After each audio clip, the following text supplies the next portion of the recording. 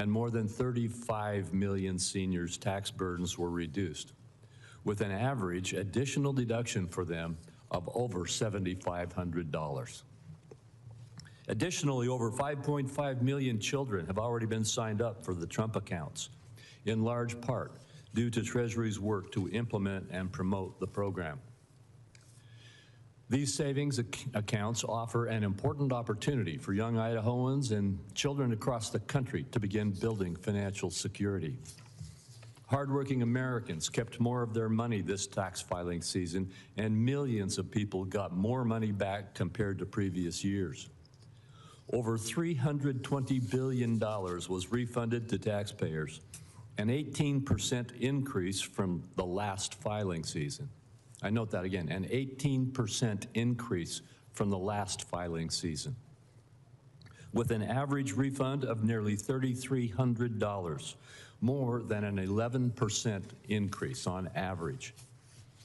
And even the average refund amount does not tell the whole story. Many working-class Americans who owed money when filing in prior years instead received a refund this year because of the working families' tax cuts. Treasury's initial guidance has also helped the business provisions of the working families' tax cuts, like full expensing for equipment and factories, to drive domestic investment higher, productivity higher, and wages higher for American workers. Nearly 26 million small businesses now have an increased confidence thanks to a permanent, pro-growth 20% tax deduction. Estimates find that permanence will create 1.2 million jobs annually and boost small business GDP by $750 billion over the next decade. The permanent restoration of full expensing for U.S. research and development will support domestic innovation and growth by large and small businesses alike. To maximize that growth, taxpayers need additional clarity from Treasury and the IRS so that they can plan and invest with certainty. Issuing final guidance for these tax provisions will provide that certainty and further encourage domestic investment. Implementing the new provisions from the working families tax cuts was no small task, but the 2026 filing season proceeded smoothly for tens of millions of Americans.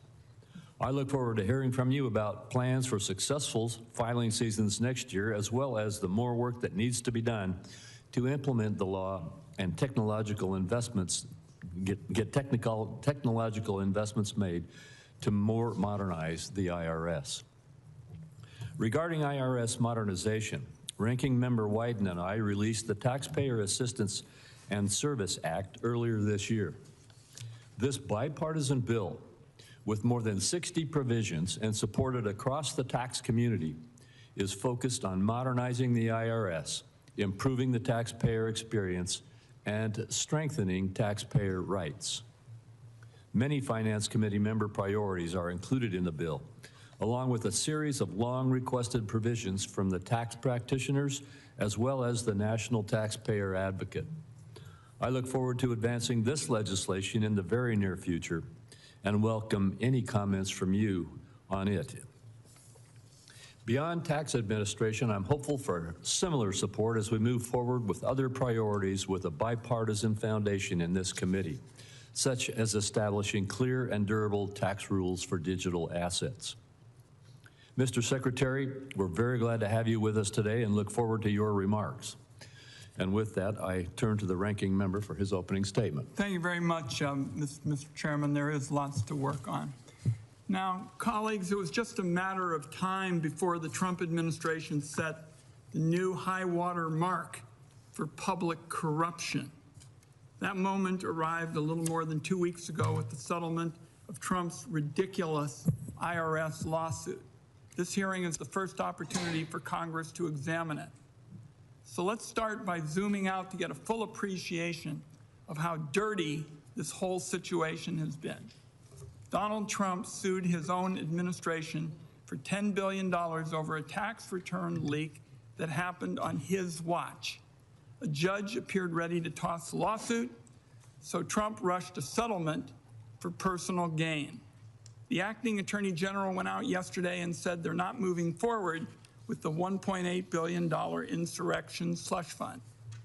The other part of this settlement apparently remains in place, and that is the part that presents the biggest direct benefit to Trump. Todd Blanche let Trump off the hook for potentially $100 million in back taxes by canceling what's reported to be a long-running dispute with the IRS. Then he let the entire Trump family and the Trump organization off the hook for any tax crimes they may have committed in the past. As of right now, everybody in America is subject to audit except the Trump family. Unfortunately, the Senate Republican leader was quoted this morning saying that this is business as usual, that it's a standard settlement.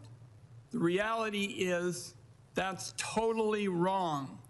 Two former IRS commissioners have now confirmed that this is completely without precedent.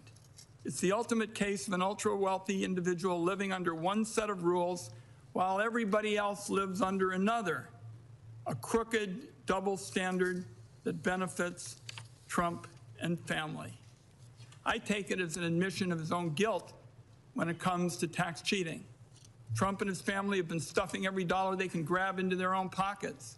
If everything was on the level, it seems to me he wouldn't need Todd Blanche to get the IRS off his back. Secretary Bessent owes the committee an explanation of what the Treasury knows about the dirty settlement. That's because his department was involved from beginning to end. Treasury was a defendant and a negotiator in the lawsuit. It was informed by IRS attorneys that Trump had no real case. And it sure looks to me like Treasury's top lawyer quit his job in objection to the settlement. This is an abuse of the IRS that goes way beyond anything that I have any familiarity with.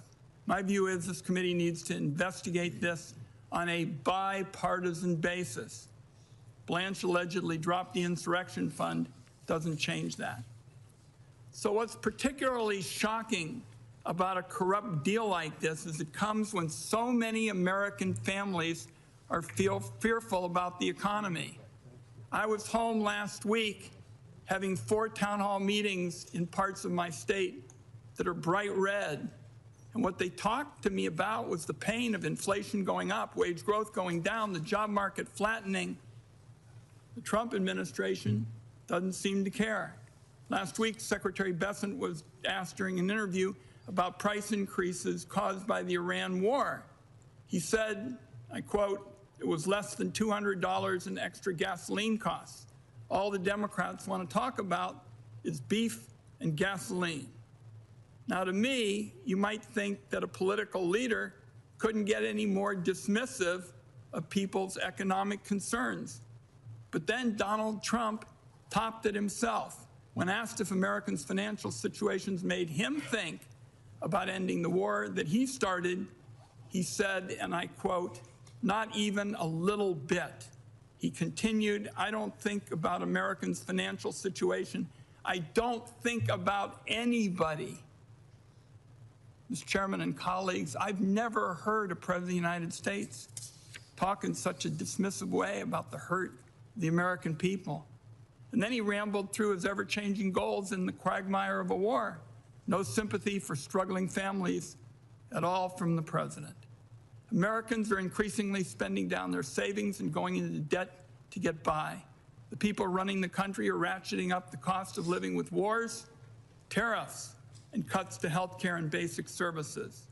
It's cold comfort to somebody who had to max out their tax credit card to feed their kids that Trump might get his face on a $250 bill. But that's the kind of priority that apparently the Treasury Department is focusing on these days. Even outside of economic matters, the Treasury Secretary is simply out of step with the American people. There's no better example than the fact that there's been a cover-up of the massive file of Epstein's financial records for a year and a half. This is part of the effort I've made. It's the only one to follow the money in the Epstein situation, and yet there's been a denial of access to committee investigators and lying in public about their significance. That subject alone deserves its own hearing. Senate investigators are trying to figure out who paid Epstein for girls, and unfortunately, Secretary Bessent is involved in preventing that from happening. The bottom line in this administration is the machinery of government works to the benefit of Donald Trump before all else. That's the corrupt framework that produces insurrection slush funds, protects pedophiles, and dismisses the concerns of people who are worried about being able to make rent and to feed their families. There is an awful lot for the committee to discuss today, Mr. Chairman, and I look forward to question and answers. Senator Crapo. Thank you, Senator Wyden. Secretary Bessent, you may make your opening statement. Chairman Crapo, Ranking Member Wyden, and members of the committee, thank you for convening today's hearing. I'm grateful for this opportunity to discuss President Trump's 2027 budget, which builds on this administration's progress in unleashing a new era of economic expansion. Could you pull the microphone a little bit closer? Sure. I last appeared before this committee just a few weeks before the Senate passed the Working Families tax cuts. So on the heels of the most successful filing season in IRS history, I'd be remiss if I did not begin by thanking the committee for helping to deliver this once-in-a-generation bill to the president's desk. This day, under President Trump, we celebrated how much more money hardworking Americans kept, not how much the government took. Over 62 million tax returns claimed at least one of the president's signature new tax cuts. No tax on tips, no tax on overtime, deductibility of American car loan interest, and enhanced deduction for low and middle income seniors. All told, the average refund increased by over 11%, with refunds increasing by 18%. But as important as what this legislation achieved is what it prevented. If opponents of the working family tax cuts had their way, our economy would have absorbed the largest tax hike in its history, over $5 trillion. 90% of American taxpayers would have seen their standard deduction slashed, while 40 million families would have seen their child tax credit halved. Instead, this committee held the line, and the American people had a better tax day because of it. Notably, President Trump's pro-growth policies don't stop at putting more money back in the pockets of working middle-class families. They extend to placing the American dream within the closer reach of their children. For context, nearly 40% of Americans have no exposure to our great U.S. equity market, no stake in the companies they helped to build. Trump accounts represent a profound reimagining of that arrangement. They will ensure that every American child can benefit from private ownership and compound growth, that every American child, in short, is born a shareholder. To date, nearly 6 million Trump accounts have been opened, with 1.4 million eligible for the $1,000 seed contribution. Of course, as his tax cuts deliver relief for working-class Americans, President Trump's economic agenda is bolstered by two other distinct but reinforcing levers: trade and deregulation. Let me briefly address both in turn. First, the president is undeterred in his determination to open markets for U.S. goods and services while rebuilding U.S. manufacturing capacity. Over the 12 months ending March 26, the trade deficit for goods declined by approximately $370 billion compared to the same time frame ending March 2025. The economy has added 313,000 net private sector jobs and 13,000 manufacturing jobs in the past 2 months. Firm capital expenditures rose at an annual rate of over 17% in the first quarter, and companies are investing trillions to build and expand here at home. American industry is winning again to the benefit of American workers. A whole of government approach, meanwhile, is coupling our manufacturing revival with a great regulatory reset. Properly calibrated regulation is essential for economic growth, capital formation, employment, and higher wages. So at the outset of this administration, President Trump set the ambitious benchmark of slashing 10 existing regulations before issuing a single new one. In 2025, we shattered the goal with a ratio of 129 to 1. As a result, the regulatory actions generated more savings last year than in those of the prior Trump administration combined. Separately, any one of our initiatives on trade, tax cuts, and deregulation would be substantial. Taken together, they are transformative. Before President Trump took office, our trading partners exploited America's markets, our regulatory states smothered businesses, and our tax code was poised to punish workers and job creators. Today, his policies are driving lower taxes, bigger paychecks, and broader prosperity. So I thank you on this committee for its partnership in this critical work, and I look forward to building upon our stride through the President's budget for the year ahead. Thank you. And I had hoped to keep this, in terms of the economy, Senator Wyden has mendaciously slandered the Treasury building in an attempt to cover up his son having an investment meeting with Jeffrey Epstein to ask for funding. Thank you. Mr. Chairman, Yes. let's be clear here.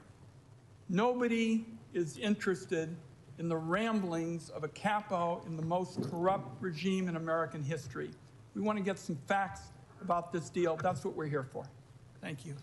Well, thank you, and I will ask my questions first today. And we would like to hear what Adam Wyden and Jeffrey Epstein talked about. Your son's largest investment position was Rick's Cabaret. So did your son and Jeffrey Epstein talk about pole dancing as he begged him for money using your limited credibility? Should I just proceed?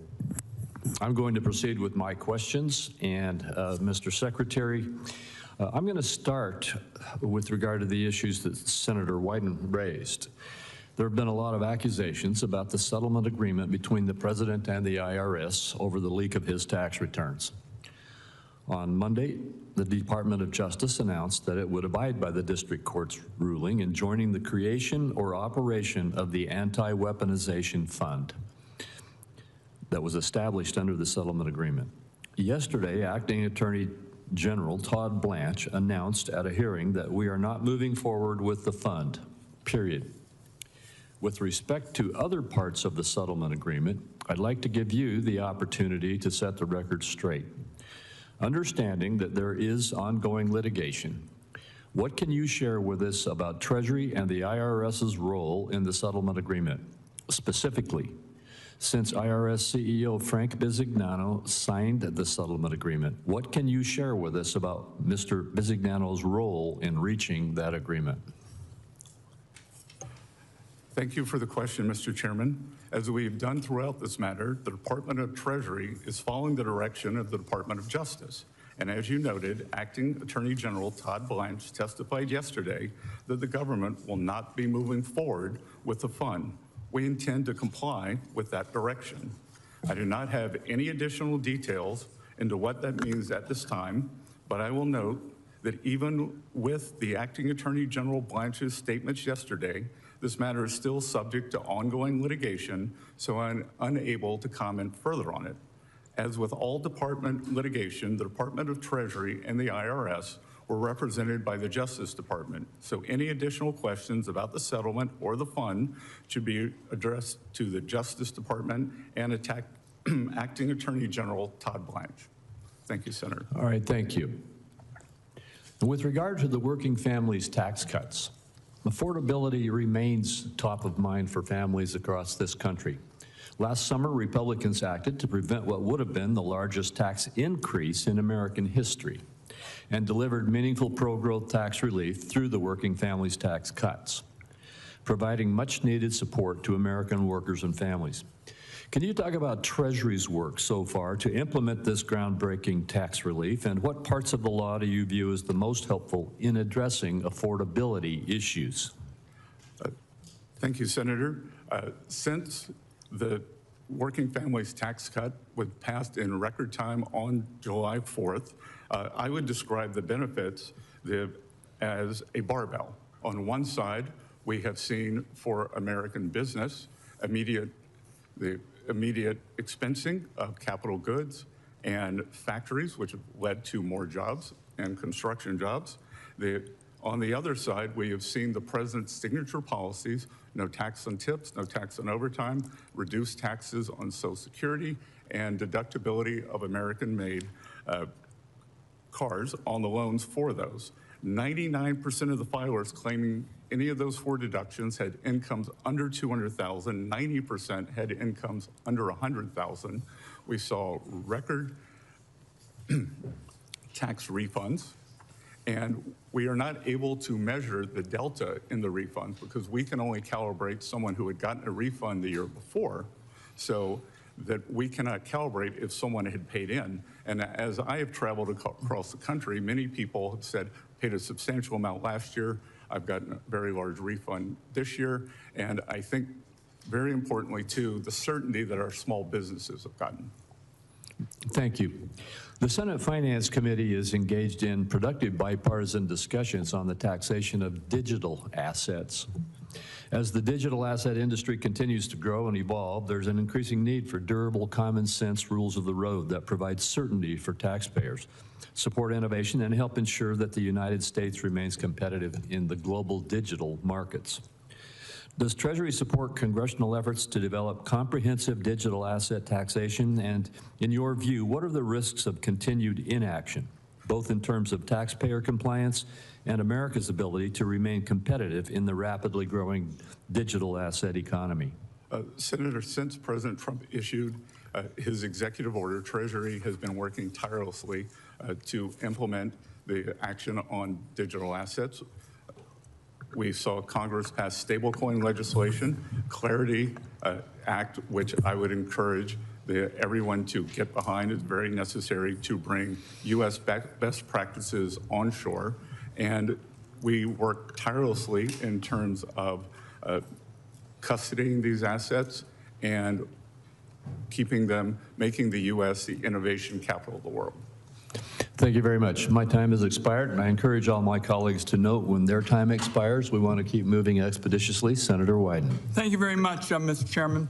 Secretary, yesterday, Acting Attorney General Todd Blanche indicated that the administration is not moving forward with the slush fund, but there's been no indication of what this means for the Trump alleged IRS audit immunity. So my first question is, does the IRS audit immunity given to Trump, his family, and his businesses still stand? I'd like a yes or no answer to that. You can ask me the question. You can't tell me how to answer it. So, I got five minutes. I'm going to use them for these questions. You're using up your time now, sir. As I said, I am unable to comment with this ongoing litigation. Okay. So that we understand what's at stake here. This immunity deal is the biggest scam against the taxpayer in American history. And Americans are going to pay taxes, and Trump and his clan won't. So we'll start with that. Now, my second question is, every president's tax return gets audited, Mr. Secretary. Who originated the May 19th addendum canceling Trump's audits? Was it Trump, DOJ, or Treasury? Again, sir, as Albert Einstein said, doing the same thing and expecting a different answer is the definition of insanity. You've given no answers on this subject, and that's why I'm going to ask these questions. And because, as I said, there's ongoing litigation. Does the DOJ have the authority to settle a tax dispute unilaterally? The DOJ acts as the attorney for Treasury and the IRS. So the tax code says the DOJ can only settle a tax dispute if you, the Treasury Secretary, first deferred the dispute to DOJ in the case we're talking about. So here, Trump, his kids, all of the business entities they own, potentially thousands of tax returns, and unless you referred every single one of those tax returns to DOJ, the addendum is invalid, or the Treasury and the IRS believe have been more involved in this scandal, as far as I can tell, than you've led us to believe. So I'm going to keep digging into the timetable here. Career IRS attorneys wrote a 25-page memo preparing defenses against Trump's lawsuit, and they recommended DOJ move to have Trump's lawsuit dismissed. The IRS reportedly gave this memo to Treasury officials in April before the settlement. Did you see that memo?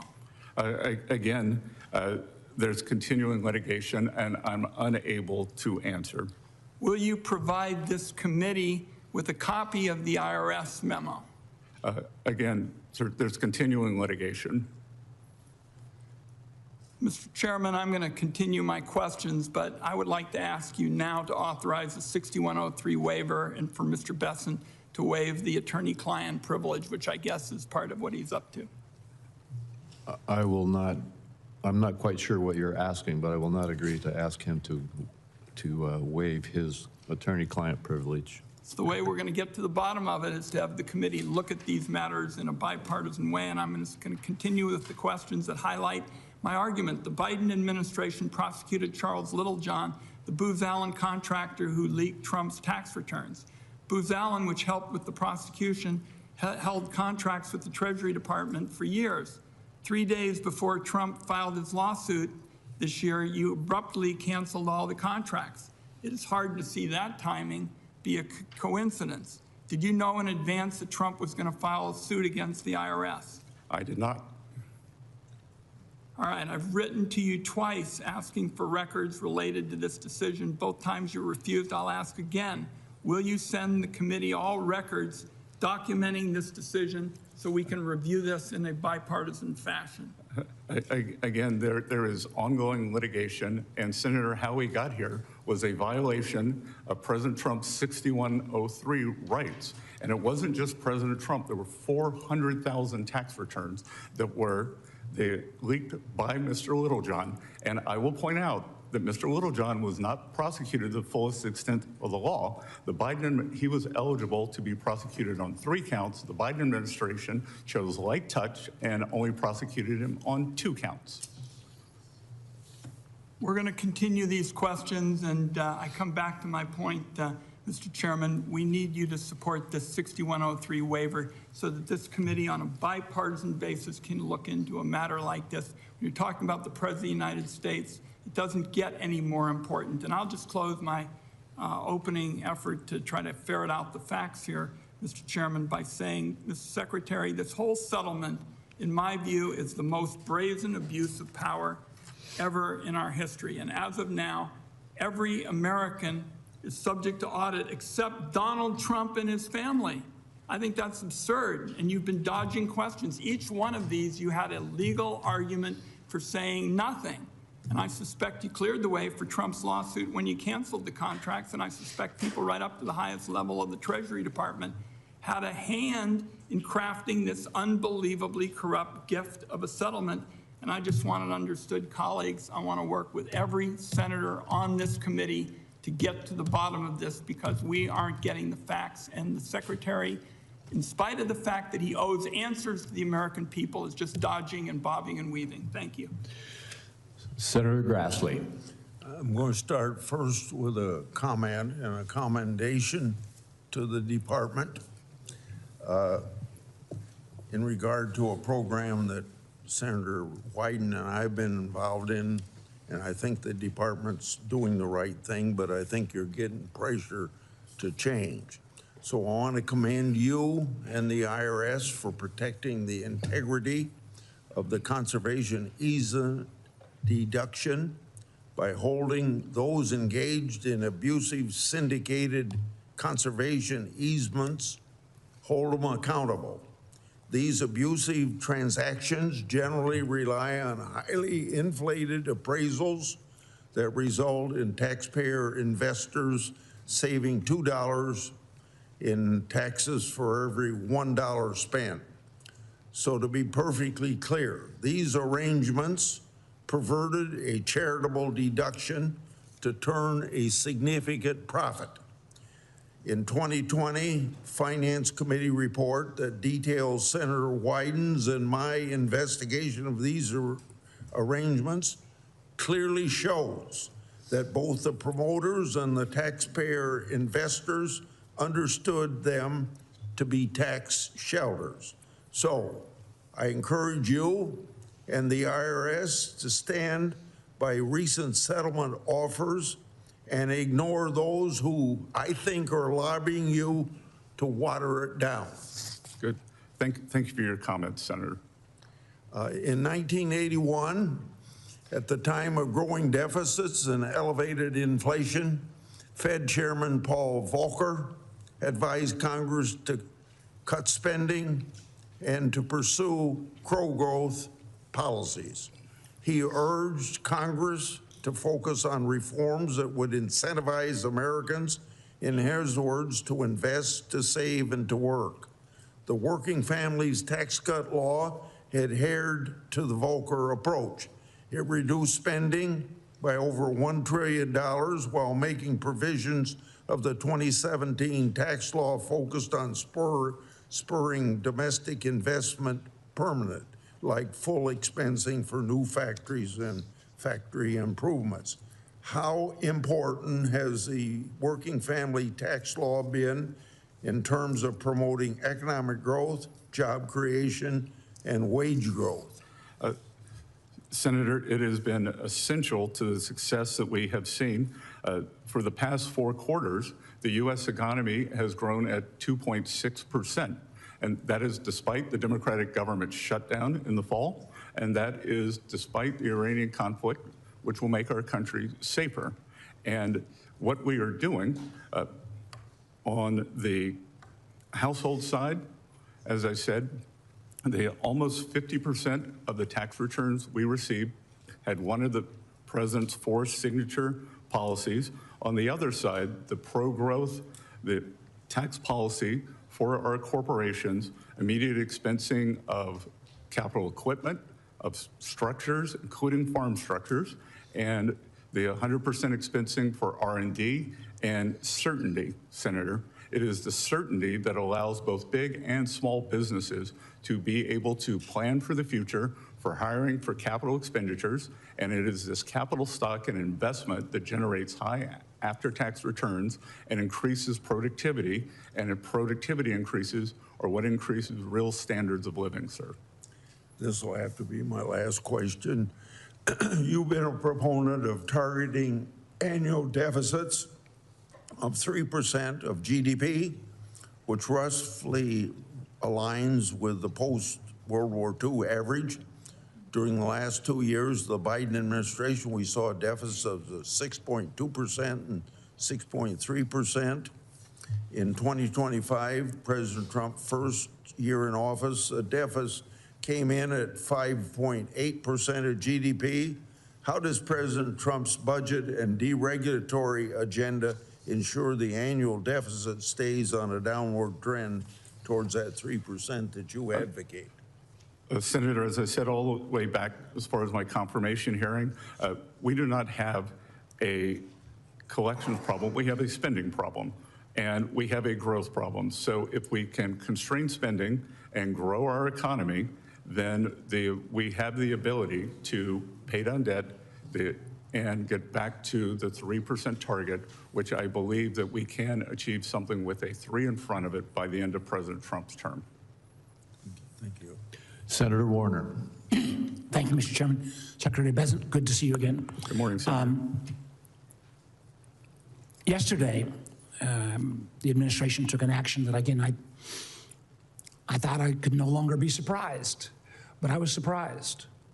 The president put in Bill Pulte as the Director of National Intelligence. Now, I know it's not your area, but the whole law that was set up establishing the Director of National Intelligence was to make sure that this position was filled by someone with a great deal of national security experience. Now, Mr. Pulte currently is within your domain. Do you know, does Mr. Pulte even have a security clearance? Senator, I do not. Okay. In being head of the FHFA, isn't that a full-time job? It's a very important position. Yeah. So the notion that Bill Pulte is going to remain as head of the FHFA and moonlight as the Director of National Intelligence, I don't understand. But to me, it seems insulting to the thousands of men and women who work in the intelligence community. Again, Mr. Pulte reports to you. No, it's an independent administration. Well, but within. Or let me just ask. Let me ask you this: how would you describe Mr. Pulte's temperament?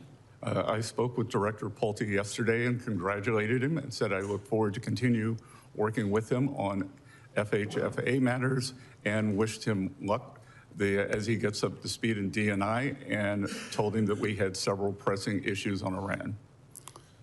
So you're totally comfortable with the notion that Mr. Pulte, who I, at least in press reporting, you've had quite a number of differences with, is going to be able to do both the director of FHFA and the director of national intelligence? Well, sir, many teams squabble in the locker room and go out in the field. Okay. Well, Mr. Pulte has had a record of not respecting confidential information. He has weaponized mortgage information. I think everyone would at least acknowledge the factual basis of that, and the idea that he's going to suddenly be given the keys to the most classified secrets that keep our country safe. I just would have wished that someone in the White House would have gone to the emperor and said, on this one, you got no clothes. And it's an embarrassment. Let me get to another topic. Agentic AI, you know, I think there's great promise from AI. There's also downsides, but as we think about agentic AI agents, I'm sending letters on this. I think we need a strong fiduciary regime around those agents. I mean, one bank said to me recently, if your agentic AI agent goes off and buys a bunch of retail stuff for you and you get it home and then a human being says, I don't want this stuff, who bears the burden? As you think about, you know, the notion, I know we've talked about this in the past, of agentic AI agents, do you believe that we need some level of strong fiduciary regime? The president's executive order yesterday, I think, strikes a very good balance between innovation and safety, because that is a calculus we are trying to optimize for.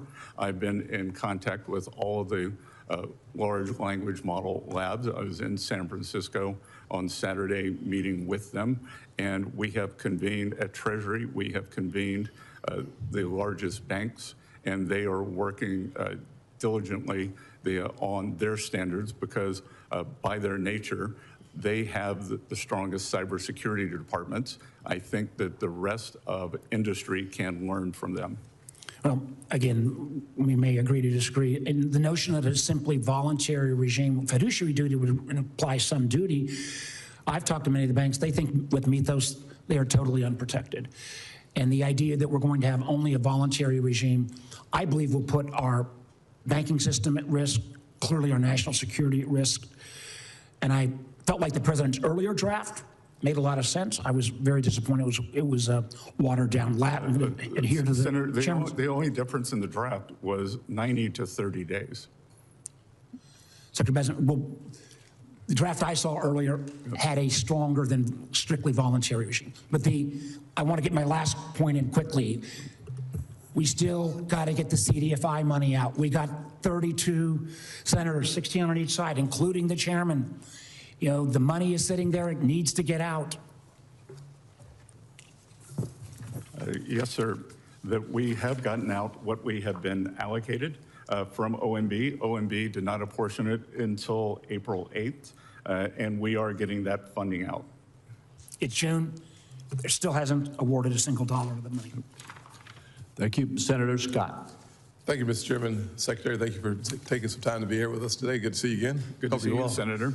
Hope all is well in Charleston. I don't get back much. Well, we miss you there, so find a way back to the Holy City.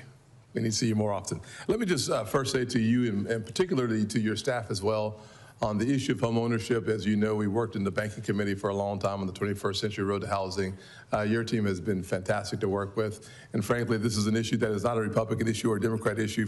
Every member of the Democrat side of the aisle, as well as Republicans, work together hand in glove to make sure that we keep America's priorities first.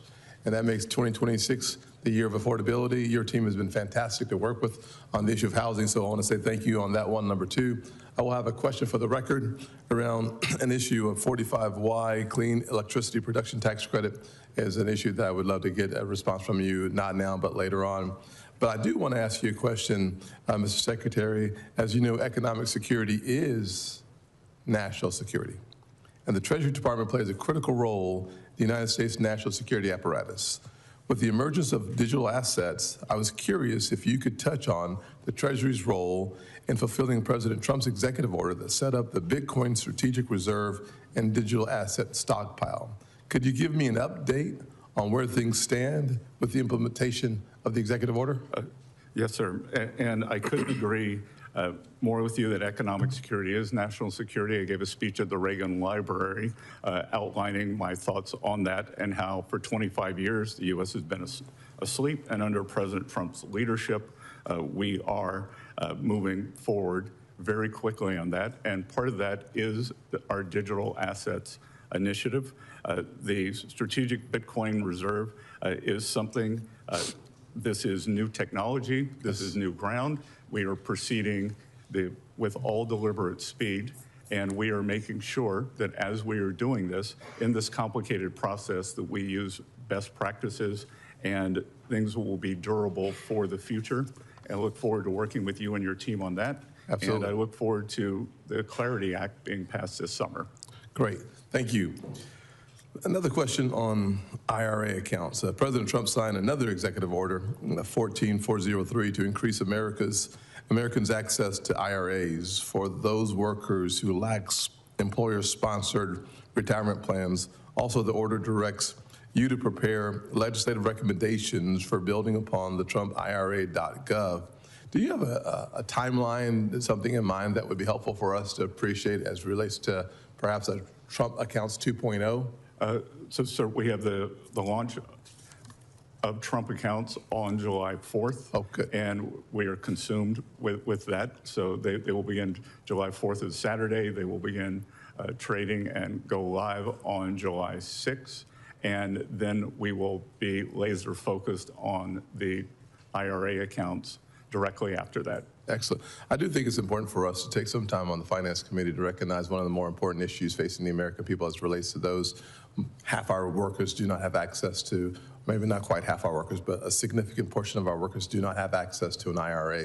And frankly, having this focus from the administration, I think is powerful and important and recognizes the importance of making sure that everybody has a chance to accumulate equity in this country, which typically comes through either home ownership, business ownership, or an equity position in the stock market. This approach provides access to that opportunity. And speaking of opportunity, as you know, it would probably be just inappropriate and shocking if I did not mention opportunity zones, because I do every single time I see you, because I do think it's one of those consequential pieces of legislation that has a generational impact in a positive way for the poorest communities in this country. Governors across the country are right now currently working on figuring out where they want the designations within their states on this 10-year new window. I'd love to have an update from you as it relates to streamlining the Opportunity Zone nomination process, as well as if there are any best practices that governors should take into consideration that you have become aware of. It'd be great to hear. Yes, Senator, and as a reminder, every Democrat voted against Opportunity Zones. Thank you. So what was especially great about this bill is it expanded, created stronger rural opportunity zones. So that is part of our guidance to the states. Treasury is engaging with state officials ahead of the next nomination round, and we're working to provide transition guidance so that investors will have the clarity they need to keep putting capital to work in the communities that need them the most. Well, Mr. Chairman, I know I have 2 seconds left, so I'll use those 2 seconds pretty quickly here. Here's a bipartisan piece of legislation not supported by my friends on the other side, but every mayor that I've run into around the country, blue or red, love opportunity zones. Thank you. Yes, and Senator, several of your colleagues from the other side of the aisle have called me because they were distressed that their state may be losing an opportunity zone, and I pointed out that they had voted against them, but because of your goodwill, we would be working with them. God bless you. Yes. We all love opportunity zones. Senator Hassan. Well, thank you, Chair Crapo and Ranking Member Wyden, for holding this important hearing. Good morning, Secretary Bessent, and thank you for testifying. Good morning. I want to start with a question that I think should get bipartisan support. The Treasury Inspector General for Tax Administration recently said that the Treasury could prevent $1 billion in fraud if Congress moved up certain deadlines for businesses to file information returns. This would help give Treasury the information it needs earlier in the year to stop fraudsters from stealing taxpayers' identities and their tax refunds. Will you commit, sir, to working on a bipartisan basis with members of this committee to advance this proposal and help the Treasury stop identity theft and fraud? We look forward to working with both sides of the aisle on that, Senator. Thank you very much. And just an observation, Mr. Chair, there's been discussion of a so-called settlement of a lawsuit between the President and the IRS. I just want to note that the so-called settlement is being challenged because of collusion, it appears, by the President and the IRS, to the point where I'm not sure a settlement agreement actually exists because a court is considering whether this is a legitimate lawsuit to begin with. But what the acting Attorney General did say yesterday was that despite the slush fund being off the table, at least for now, that the grant of immunity for tax liability to the President and his family still was going to be on the books. So this is a sweetheart deal for the President. It apparently is still going forward unless a court puts a stop to it. And I think it's going to be important for the Secretary to level with the American people about how much this sweetheart deal will cost them. Some news reports suggest it's at least $100 million just off the top. Now, Secretary Bessent, in May, the President said that he does not think about Americans' financial situations. Do you think about the financial situation of the American people? I do, and as the ranking member distorted my statement, as he often does, I had prefaced my statement with, we understand that these are challenging times for the American people, that we will get over this, and that at present, the average household has paid about $200 more in gasoline. Well, we think about this every day. Well, I'm glad that you do. Do you think your boss should too? I believe remarks were taken out of context. But here's what he said. He said, quote, I don't think about Americans' financial situation. I don't think about anybody. So I'm asking you, that's the direct quote, do you think about how the American people are paying more for gas, groceries, and utilities, since the President clearly said he didn't? And you speak with the President regularly. Are you trying to tell him the truth about how much costs have increased for the American people? Well, Senator, I'm going to have to disagree with you on some of that, because I have groceries are going down. And to be clear, since President Trump took office, food prices, or as many people like to call them, groceries, food at home in the statistical data, is up 2.5%. When's the last time you were in a grocery store? Because my husband and I were just in one. And look, the average Granite Stater, is paid, let me be clear, the average Granite Stater has paid $3,000 more since Donald Trump took office for basic goods and services. Meanwhile, the country lost 100,000 manufacturing jobs in 2025. So do you tell the President this information or not?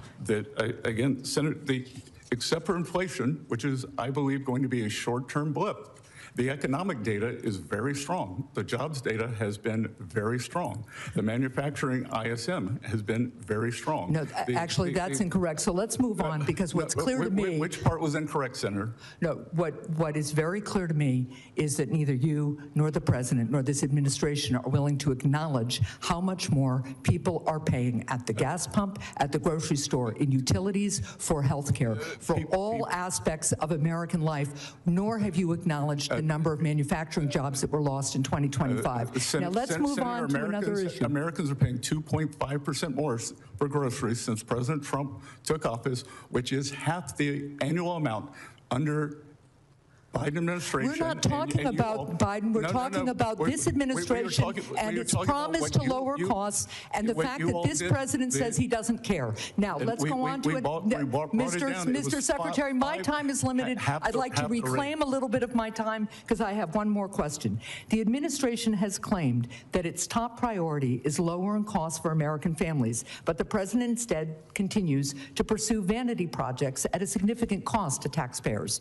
He requested a $1 billion for the White House ballroom, spent $45 million on military birthday parade, proposed a $100 million arch at Memorial Circle, and now Treasury is planning production of a $250 bill with his face on it. Mr. Secretary, how does the president's requested $1 billion ballroom or all of these other vanity products lower costs for American families or help constrain spending?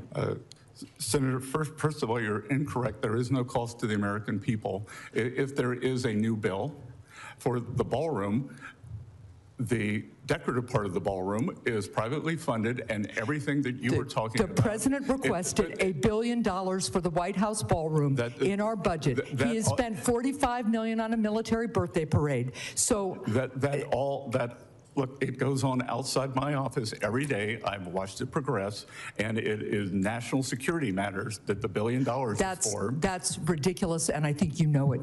I'll yield back my time. Thank you, Mr. Chair. Senator Johnson. Thank you, Mr. Chairman. Mr. Secretary, I don't recall back in, let's say, June of 2022, when the average national price of gasoline was $5 a gallon, when we were experiencing 40-year high inflation, about 9%. I don't recall Democrats being all that exercised and coming to these hearings and battering the Biden administration officials of why, living is so unaffordable. Do you recall that back in 2022, 2023? Well, what I do know, sir, is that pyromaniacs like fire, so they can't stop talking about what they did. And as I was trying to tell the senator, since President Trump came into office, food at home has increased by 2.5%, moving back toward the Fed's 2% level, and every year averaged 5%. So it is half the price. We elevated the level. And to be clear, Senator, what we have not heard is an apology to the American people. So the other thing we haven't heard is a concern over the massive amount of fraud that we are being told about every day. Democrats wanted a clean extension of the enhanced subsidy under Obamacare, even though once it expired, people got the subsidy anyway. But they could care less that there may be 6 million people now is what the current estimate is. 6 million people, or phantom people, taking advantage of those subsidies, costing the Treasury $25 to $35 billion a year. No concern about that from the other side of the aisle. I want to focus on fraud. The lowest estimate on an annual basis comes from GAO at $250 billion a year. We had the CEO of LexisNexis, I didn't realize they did this kind of research. They put the annual figure about $1 trillion. I think you've come up with your own figure. What do you estimate annual amount of fraud in the federal budget? At least $500 billion, sir. So again, this is a range of somewhere between 3.3 and 13.3% of our budget. A recent story, I heard it on the radio this morning, a fraudster in California in 1 year, from May 22nd to April 2023, $270 million of claims. He was paid $178 million in fraud in California out of Medi-Cal. Do you have any idea how much, okay, he's been prosecuted, he's been convicted. Do you know how much of that $178 million was recovered? Sir, what I can tell you is once the money goes out the door, it's very difficult to recover. The best way to prevent the fraud is to prevent it before it goes out the door. And Senator, I will tell you, the other heartbreaking part of this is I did a round table in greater Minneapolis, and there were several owners of autism clinics there, valid clinics, who are having trouble getting funded, and they are doing the right thing for these families and for those children. Right, so the fraud prevents the money going to the people who truly need it. It's exactly. Really intended for. And that's my point. I don't think this is up to date, but it's the most recent figure we have. The Department of Justice publishes their list of indictments and prosecutions. About $4.7 billion is being prosecuted out of a total of somewhere between $250 billion and $1 trillion in fraud. So I know Dr. Oz suspended payments to, 400 hospice centers in California? In Los Angeles has a third of all hospice centers. They suspended payment to 400, and not one of them complained. Why wouldn't one of those 400 hospice centers not complain about losing their funding? Again, Senator, we could speculate that it's fraudulent. And the key here, Senator, is transparency. We need to be able to see where this money is going. For everything that went on in Minneapolis and Minnesota, there was transparency. There was a list of the Laring Center. You were able to see, receive this much. This is the address. These are the people. But Democrat government officials ignored that transparency, didn't they? It was right. They had access to it. They ignored it. Well, they ignored that, but in many states, like New York State, Illinois, they refuse any level of transparency. I believe that's true of the governor of Wisconsin as well, refusing to turn over records on, some of the welfare benefits that Wisconsinites get, correct? Should be a bipartisan issue, sir. So what can you do? I mean, to prevent it? I mean, Dr. Oz obviously just suspended payments. I'd imagine you're somewhat limited there. I mean, I know Vice President Vance has got a fraud task force. We've got to get our arms around this, and we're not going to get any help from the other side of the aisle, so it's going to have to be done through executive action. What can you actually do? We are supporting Vice President Vance in this task force. There has been a new Assistant Attorney General appointed to do this, and this is an all-of-government effort by the Trump administration. Well, we wish you luck. It's crucial. Thank you, Mr. Chairman. Thank you. Senator Whitehouse. Thanks very much. Secretary, welcome.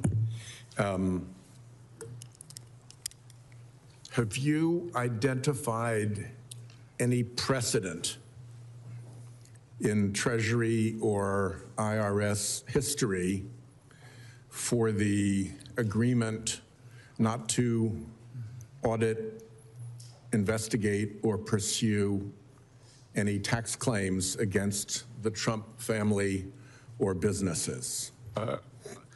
I can't identify any precedent where 400,000 tax returns, including the people you just mentioned and all of their employees, were leaked in a violation of one of the most sacred duties of the IRS. So let me cut to that then. Senator. The leak was by a contractor. Can you tell me what contribution is being sought by Treasury or by the IRS for the harm done by the contractor? To a certain extent, your organization and the IRS are the victim of the contractor's malfeasance or negligence. What is being pursued by way of contribution by that contractor? Well, the ranking member chastised me for cutting the contractor's contracts off, and we have removed their contracts, their ability to do business with Treasury and the IRS. But there is no contribution into this particular case. Again, Senator, you weren't here earlier, but I'm unable to discuss most of this because of ongoing litigation. Yeah, I know everybody likes to say that, but the constitutional... We like to follow the law, Senator. And the law is that the Congress has constitutional oversight functions that do not disappear simply because there is litigation, however convenient it may be, by way of providing answers. So we have no precedent for it. No contribution is being sought from the contractor at fault. Was there any consideration to the government in return for the benefits of no audit, no investigation, no challenge or pursuit of refunds or other penalties? Again, Senator, I'm unable to comment because of litigation. Treasury is represented by the Department of Justice in all matters. They act as our attorneys, so I would suggest that you direct your questions to Acting Attorney General Blanche. Yeah, well, I've had a lot of times people who are before us invite me to ask my questions of somebody who's not before us, but you're the one who is before us, and I think you ought to know if there was any consideration offered or paid in return for that settlement. It's a very simple fact question. Was there or was there not consideration? Again, there's ongoing litigation, and I suggest that you speak with the Treasury attorneys. If this kind of behavior is okay with the chairman, I'll just pursue other questions. But, you know, what goes around comes around in terms of dodging questions. I believe it's very clear that witnesses of any kind cannot discuss ongoing litigation. They can certainly discuss a fact that they are aware of. The fact that there is some litigation out there doesn't mean that a witness can't say, yeah, there was no consideration, or yes, there was consideration. Was there a defense analysis memo? It's referenced in the judge's decision in Florida. Was there a defense analysis memo prepared by the IRS? And more specifically, did you see it? Again, I'm not going to be able to comment on these matters. Mr. Chairman, this just makes no sense at all. I've been a lawyer all my life. I have some idea of what is protected when you have a ongoing bit of litigation. Whether this individual has seen an official memo from within his own department is a very simple question to answer, and I think it's completely inappropriate to have this game of dodge 'em be pursued without any consequences. Well, last of all, here's another question. Was there any analysis of what harm befell President Trump from having his taxes released when every president since Nixon released their taxes and he had promised to? Did anybody analyze whether there was actually any harm at all to him in those circumstances? So there was a crime. President's rights under 6103 of the IRS code was violated, and equally as important, 400,000 taxpayers had that right violated, including every employee of the Trump administration, the housekeepers at Doral, the greenskeepers, and the cashiers. And you're welcome to pursue all of seem that, to care. but it doesn't answer the question of whether the president actually suffered harm. And you're not answering that question either. Senator Cortez Masto. Welcome, Secretary Bessent. Let me ask you this on a separate subject. Federal law prohibits the image of a living person from appearing on a U.S. currency, and that includes the President of the United States. Isn't that correct? That is correct, Senator. Thank you. There's reporting that your U.S. Treasurer, Brandon Beach, and his senior advisor, Mike Brown, have been repeatedly urging staff at the agency's Bureau of Engraving and Printing to prepare prototypes of the note, a $250 bill with President Donald Trump's face on it. And in fact, in August and September, Beach provided Bureau staff with mock-up designs for the note, including one that shows President Donald Trump's face in the center of the $250 bill between the signatures of the president and your signature. It is also reported that the artist who said he designed the mock-up told the Post that he had spoken with Trump about it. Is it true that your staff is pursuing a mock-up of this bill with President Trump's face on it? That was in coordination with pending legislation in the Congress to change the requirement that a person must be deceased to be on the currency. So you're acting before legislation has even passed to authorize it, is that correct? Just as we did with the Working Families Tax Cut, we were prepared in advance. At Treasury, we do things in advance. My predecessors seem to scramble to do things at the last minute. So if the law does not pass, do you intend to still move forward without the authorization from Congress? Of course not. We will follow the law. Thank you. Let me ask you this question with respect to the agreement and the lawsuit settlement that a lot of my colleagues have been talking about, shielding the president, his family, and corporations from any future audits. You are the acting IRS commissioner, correct? That is incorrect. What is your position right now with the IRS? My term expired. So you have no position with the IRS whatsoever? The IRS is a bureau that reports to Treasury. When there is no commissioner, those duties float up to me.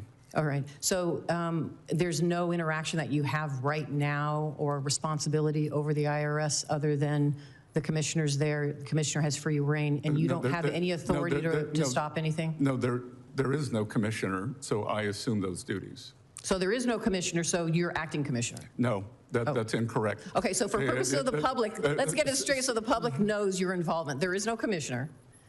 There's somebody that is acting. I had previously been the acting commissioner. Okay. Senator Warren, who likes to send me a lot of letters, was kind enough to send me a letter. Yeah, I'm just trying to figure out your role with the IRS. For the purposes of the public and transparency, what is your role currently with the IRS and your authority? I am performing the duties of the commissioner. Oh, so you are. Okay, got it. So let me ask you this, because you talked about not only Donald Trump and his family, but there were 400,000 taxpayers' information that was also leaked by Mr. Littlejohn, the contractor working for the IRS. Do you intend to give them the same immunity as President Trump and his family received? Again, you were not here at the beginning. I had a statement that I read to Chairman Crapo that I am unable to provide any additional details. Well, that's not part of the litigation. Due to litigation. That's the 400,000 taxpayers aren't part of the litigation. You have said there were 400,000 taxpayers' information that was also leaked. They're not part of that litigation. Do you intend to give them the same immunity that you gave Donald Trump and his family and corporations that were part of the litigation? Senator, you may have missed the first part of this, but Treasury does not give any of that. We are represented by the Justice Department. That's right. You're the acting commissioner. As acting commissioner, you had said earlier you had concerns about those 400,000 taxpayers whose documents were leaked by an independent contractor with the IRS. If you have concerns about those 400,000, do you intend as acting or your whatever role it is you have as the IRS commissioner, do you intend to give them the same type of treatment? Well, we will follow the instructions and the settlement that was not part of the settlement. That was not part of the settlement.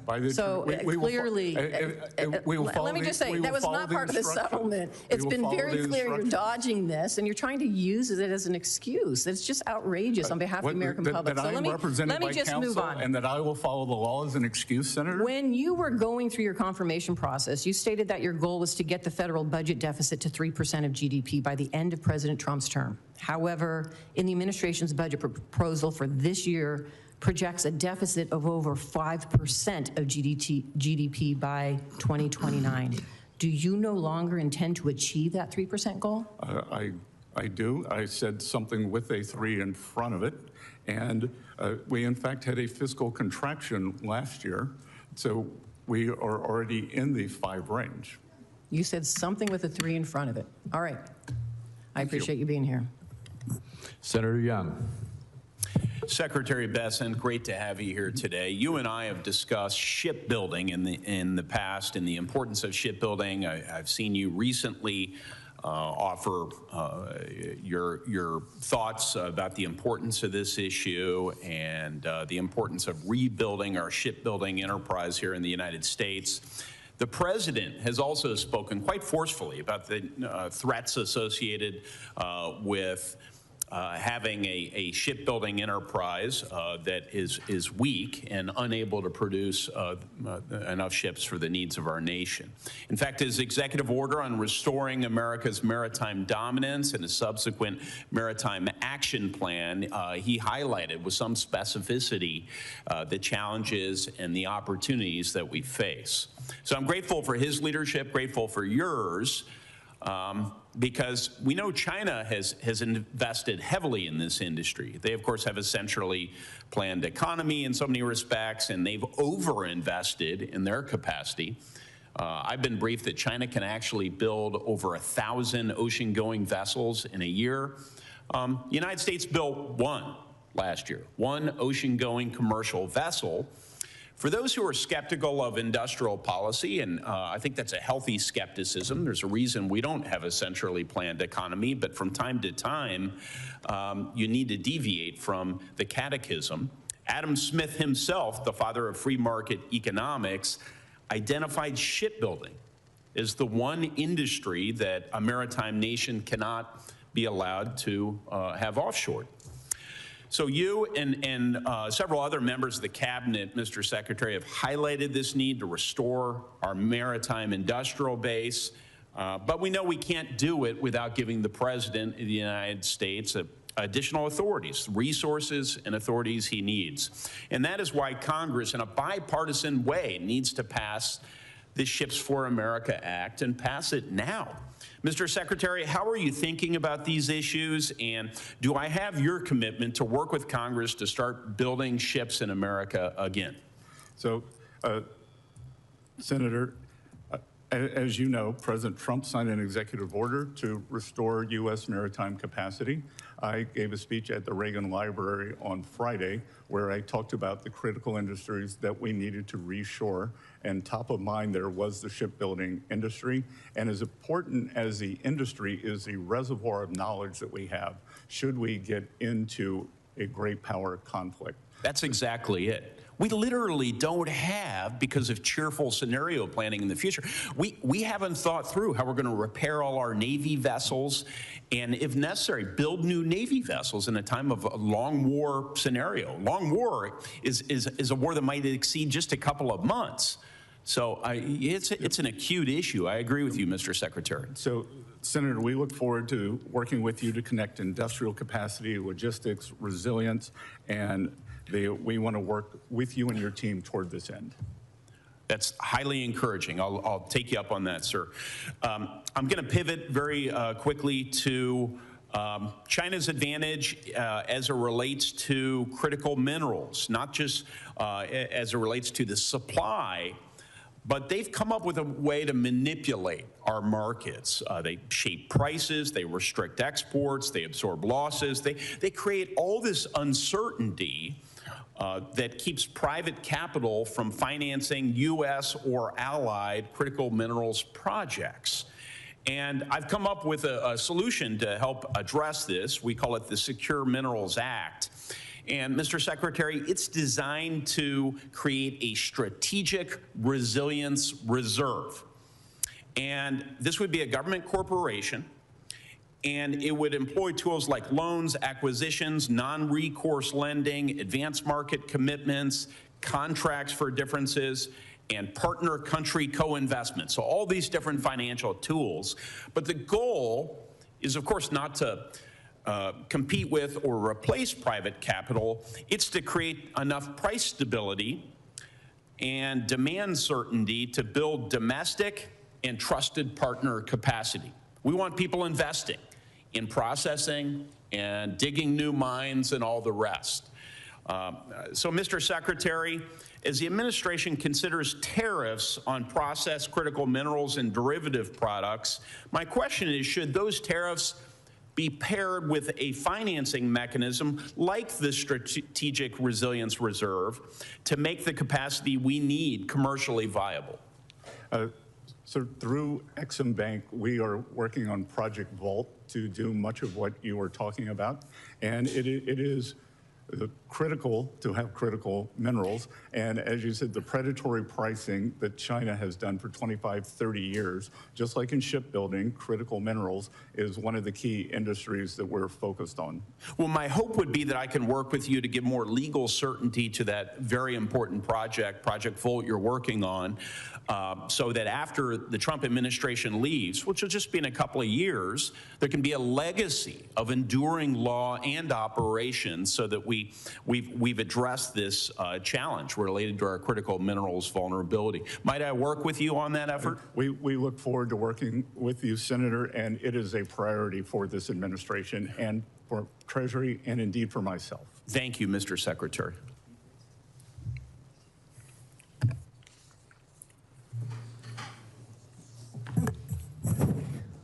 Steve, are you ready?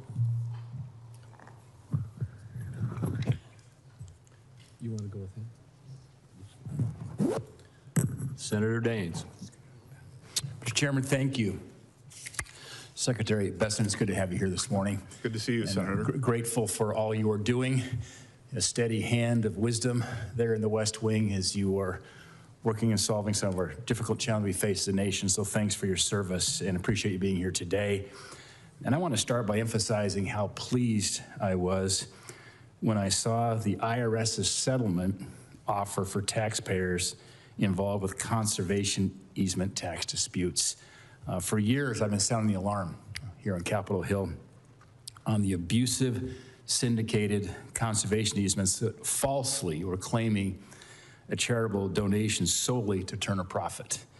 And I'm an avid outdoorsman, guy from Montana, protecting our farmers and ranchers and championing conservation is one of my biggest priorities as I represent the state of Montana here the past 13 years. I know this is a shared priority for you in this administration, which is why I commend you for your help in implementing and enforcing this settlement. So it's a thank you. Good. Thank you.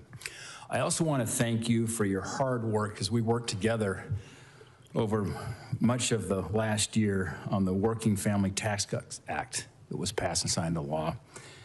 We're seeing some great results in Montana. In fact, Montana has received an average nearly $3,600 tax cut on their tax return this year, and about 105,000 Montana small businesses will benefit from permanent tax relief through that 20% pass-through deduction. And as we know, the pass-through side of the equation actually supports more jobs than the C-Corp side.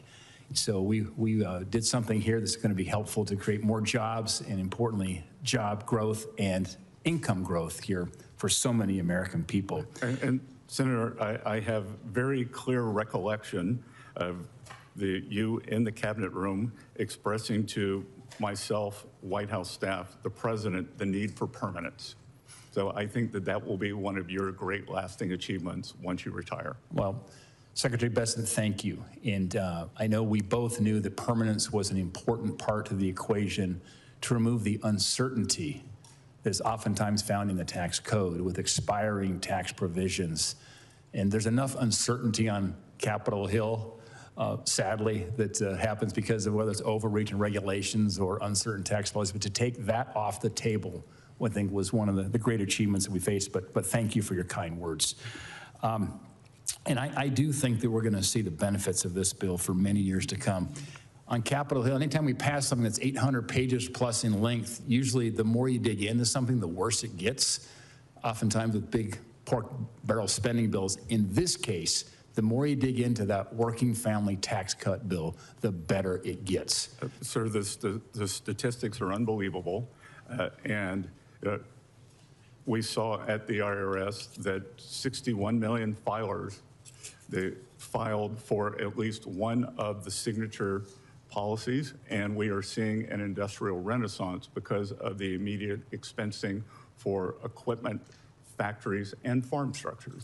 Well, it's music to our ears. It's what we predicted would happen. You put that kind of incentive structure in place, and I also believe as we think about our China strategy, having that 100% expensing in the R&D investment to incentivize innovation will be another lasting legacies from what we accomplished together over the course of last year. I'd like just to ask you an open-ended question around how passing that largest tax cut, or said another way, preventing the largest tax increase in American history, why by making it permanent is that making the American taxpayer better off? Sir, I believe that as you said, giving great certainty, whether it's to households, small business, or large business, that provides for them to create capital stock, capital spending, and increase productivity. And increased productivity is what leads to higher standards of living across the country. Last question I have is on digital assets. Digital assets have moved from the margins now more to the mainstream. It's been clear that our tax code hasn't kept up. We bear that responsibility now to put a tax structure in place. I'm taking the lead here in the Finance Committee. As many in this committee know, that's why we've been developing now a framework that could give us clearer rules for digital asset taxation. Following the passage of the Genius Act, digital assets are becoming more integrated in our financial system, and I believe are going to play a growing role in our economy and the potential to keep driving investment in the United States. The numbers speak for themselves. The total crypto market cap reached $4 trillion for the first time in history. Stablecoin transaction volume was $33 trillion, a 72% increase from 2024. The number of crypto mobile wallet users reached an all-time high, up 20% from last year. I do believe it's important that we provide some clarity as it relates to tax code, and that's our responsibility here that I'm working on at the moment. The time of the gentleman has expired. Can I finish one final question, if I could? Secretary Bessent, as the administration continues its work in digital assets, will you commit to working with Congress on implementing digital asset taxation legislation and anticipate that there must be a two-way street? I will commit to that, and tax certainty, as we've seen with every other industry, is the key to innovation. Great. Mr. Secretary, thank you. Time of the gentleman's expired. The chairman's returned. Senator Smith. Thank you, Mr. Chair and Ranking Member, and welcome to the committee, Secretary Bessent. So, though I've not been in the room, we have this thing called closed circuit television in the Congress, so I've been able to watch the hearing in my office, and many of my colleagues have tried to get at this so-called anti-weaponization fund that was created in a settlement with the president after he sued his own IRS for $10 billion. That includes this provision that bars the IRS from auditing or taking any enforcement action on any of the president's tax returns or those of his family. And I understand I've heard you repeat many times that you cannot respond to this because of ongoing litigation. And I want to just associate myself with the points that Senator Whitehouse made, which is that I don't quite understand how we're able to do our oversight responsibilities if we can't ask any questions when anything is even in the vicinity of ongoing litigation. So let me see if I can ask a question that I don't think has anything to do with the ongoing litigation. And my first question is this, Secretary Bessent, did Brian Morrissey, your former general counsel, ever raise concerns over the establishment of the anti-weaponization fund before he left his position, before he resigned? Again, that's attorney-client privilege, Senator. Pardon me? That would have been a privileged conversation. Well, let me ask this. Does Treasury agree with the Justice Department in thinking that the court decision blocking payments out of the slush fund was incorrectly decided?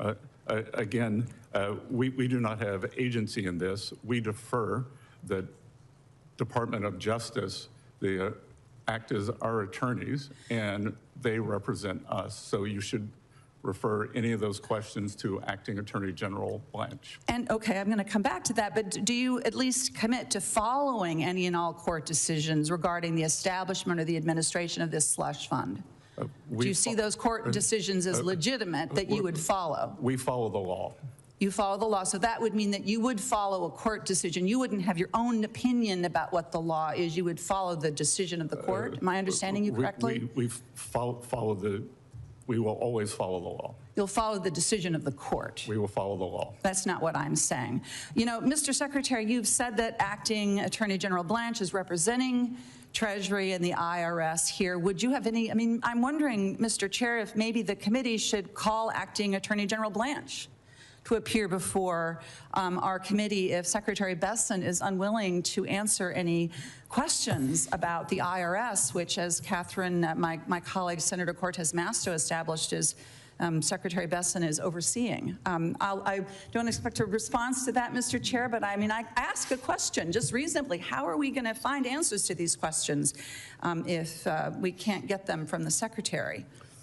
Well, as the Secretary has said many times, exactly the attorney-client privilege and the relationship they have with Justice Department requires him not to answer So, Senator, you asked if I would follow the law on a court ruling. I am following the law here. And yeah, what I noted, Secretary Bessent, is you didn't say that you would follow the court and their interpretation of the law. You said you would follow the law, which is different, as we know, with this administration. But I have just a few minutes, a minute and a half left. I want to get actually to the farm economy. Mm-hmm. This is something that you and I have discussed many times, starting when you first came into my office. You called yourself a soybean farmer, though I think that Minnesota farmers would differentiate between wealthy landowners who rent their land versus people who actually do the farming.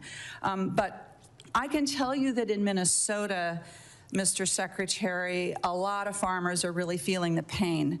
According to the Farm Bureau, farm bankruptcies were up almost 50% this last year. Minnesota has the most farm bankruptcies in the country in the first quarter of 2026. And the Farm Bureau tells us that 6 out of 10 farmers are reporting declining financial situations. So it's rough out there. Fertilizer prices are up, diesel prices are up. Could you just explain to me and to farmers in Minnesota how those increased prices driven by the war in Iran are worth the pain that they are feeling right now? Senator, do you believe that Iran can have a nuclear weapon? Mr. Secretary, this is my time to ask you the questions. How do you respond to Minnesota farmers who cannot afford the fertilizer they need? Well, I think if you were to look in the dictionary, the definition of a farmer is someone who owns a farm and farms the land. And so as a former farmer, I will tell you that, and maybe you know, that 75% of the fertilizer had already been purchased this year.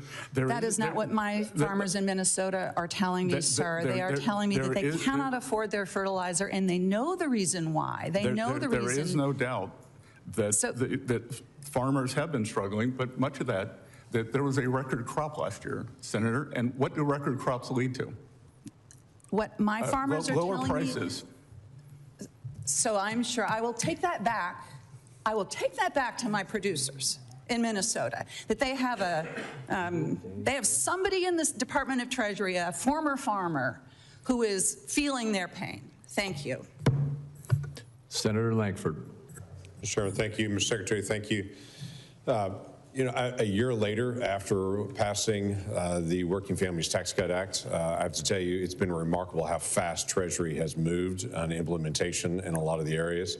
We worked a lot together on things like full expensing and making that permanent and trying to be able to get that established long term. That makes an enormous difference for our farmers and ranchers that are trying to buy equipment right now to be able to do that expensing. Commodity prices are down, fertilizer prices are up.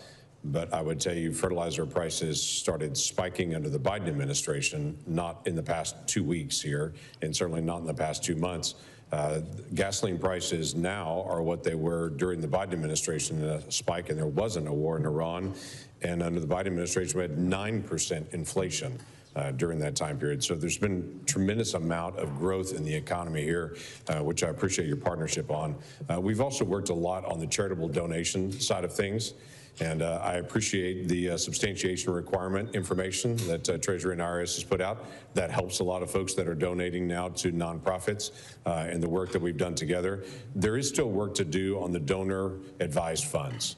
There were some Biden administration regulations that came out that were directly targeted at the donor advised funds that have caused real problems. Those are folks that are directly helping nonprofits and charities all over the country on it, but they're feeling some real pain from some additional changes in regulation. So I know this administration has been very aggressive at reviewing regulations and looking at it.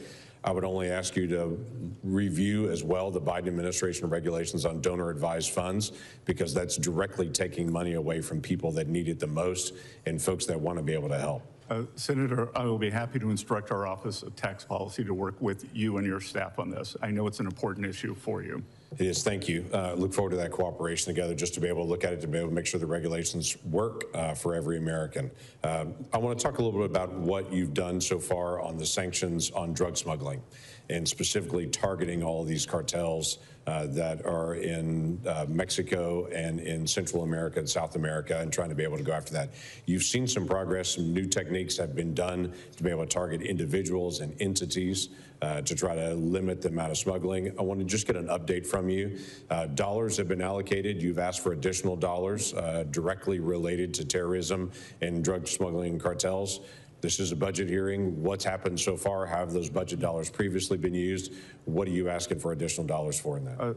So, Senator, we have designated the Mexican cartels as foreign terrorist organizations. We have also put in effect on the U.S.-Mexican border in certain counties what are called geographical targeting orders, so that we can better identify problems in our banking system and money that is being laundered through sooner. And this is a combination through FinCEN, the Crimes Enforcement Network, and OFAC.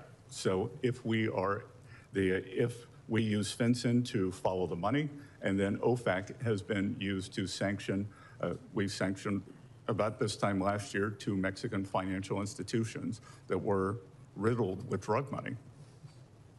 So you're doing the same thing to a lot of these, the shadow fleet that's out there moving Iranian oil and others as well. Give me an update on success dealing with that, targeting specific sanctions on Iranian illicit movement of oil and other goods that they're trying to be able to move. We began with a maximum campaign pressure in March of 2025. We have continued that, and approximately 7 or 8 weeks ago, the President instructed me to take it up to maximum. We call it Operation Economic Fury, and the Iranians, one of the many mistakes they have made, was targeting with missiles their Gulf neighbors. We have good partners in the Gulf, but many of them were not completely transparent with us, what may or may not have been going on in their banking system. And we have achieved a much greater level of transparency, and we have seized a substantial amount of crypto assets. We have sanctioned ships, and in fact, the Navy has seized some of these ships, and we are tracking mostly the IRGC funds, and we are freezing those for the day that they can be given back to the Iranian people. Okay, I look forward to that. I know just got a few seconds left.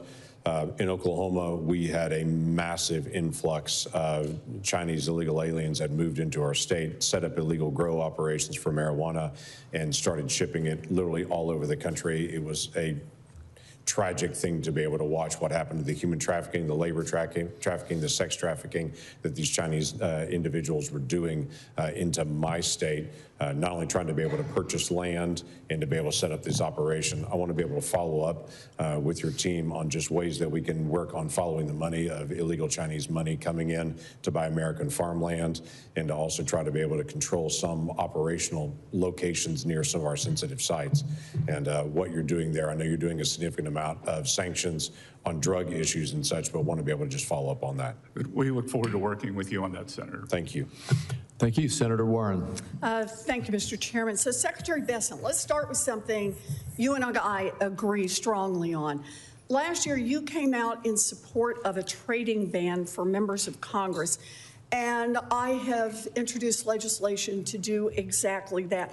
You explained the need for a ban on our trading stock by saying, quote, you look at some of these eye-popping returns, every hedge fund would be jealous of them. And that, quote, if any private citizen traded that way, the SEC would be knocking on their door. Those are strong words from someone who used to run a hedge fund. Last month, President Trump's latest financial disclosures came out, and they show that he made more than 3,400 stock trades worth more than $250 million in just the first 3 months of 2026. That's roughly half of what all 535 members of Congress made last year combined. And the value of virtually every one of those stocks that the president traded in is directly affected by President Trump's official actions. So, Secretary Bessent, you and I agree that it is a conflict of interest for members of Congress to trade stocks. Do you also agree that it's a conflict of interest for President Trump to trade stocks? Well, a couple of things, Senator. One, President Trump is not sitting in the Oval Office engaging in a high-frequency trading strategy. Clearly, he had an outside manager who was doing that, and I think it's incumbent upon both houses of Congress to get their house in order before you move to the administrative branch. You think it's okay for the president to do this? Because let's be clear, you are a Wall Street guy, so you know better. The investments that President Trump has made are not blind. President Trump literally signed the 113-page document publicly listing all of his individual stock trades at the same time that he is making decisions affecting those stocks. So you're going to sit here with straight face and say it's not a conflict of interest for the President of the United States to do that? I'm going to say this body needs to get its house in order first. How about we get the White House in order at the same time? I would encourage you to do that. I don't trade in individual stocks. I don't own any individual stocks. My house is in order. Thank you. Senator, you're very Mr. rich. Secretary. Others on this committee can't say that, Senator. Let's look at some individual trades. On January 6th, Donald Trump purchased up to $1 million worth of NVIDIA stock. 1 week later, his administration changed U.S. policy and loosened the rules on export controls so that NVIDIA could sell its chips to China. Now the price of NVIDIA stock is through the roof. So Secretary Bessent, you said last year, if any private citizen traded the way members of Congress do, quote, the SEC would be knocking on their door. So my question is, should the SEC be knocking on President Trump's door to start an investigation over this trade? Again, if this body wants to ban individual stock trading, which I would advocate for yourselves, start there. And if you want legislative action to continue, that's your prerogative.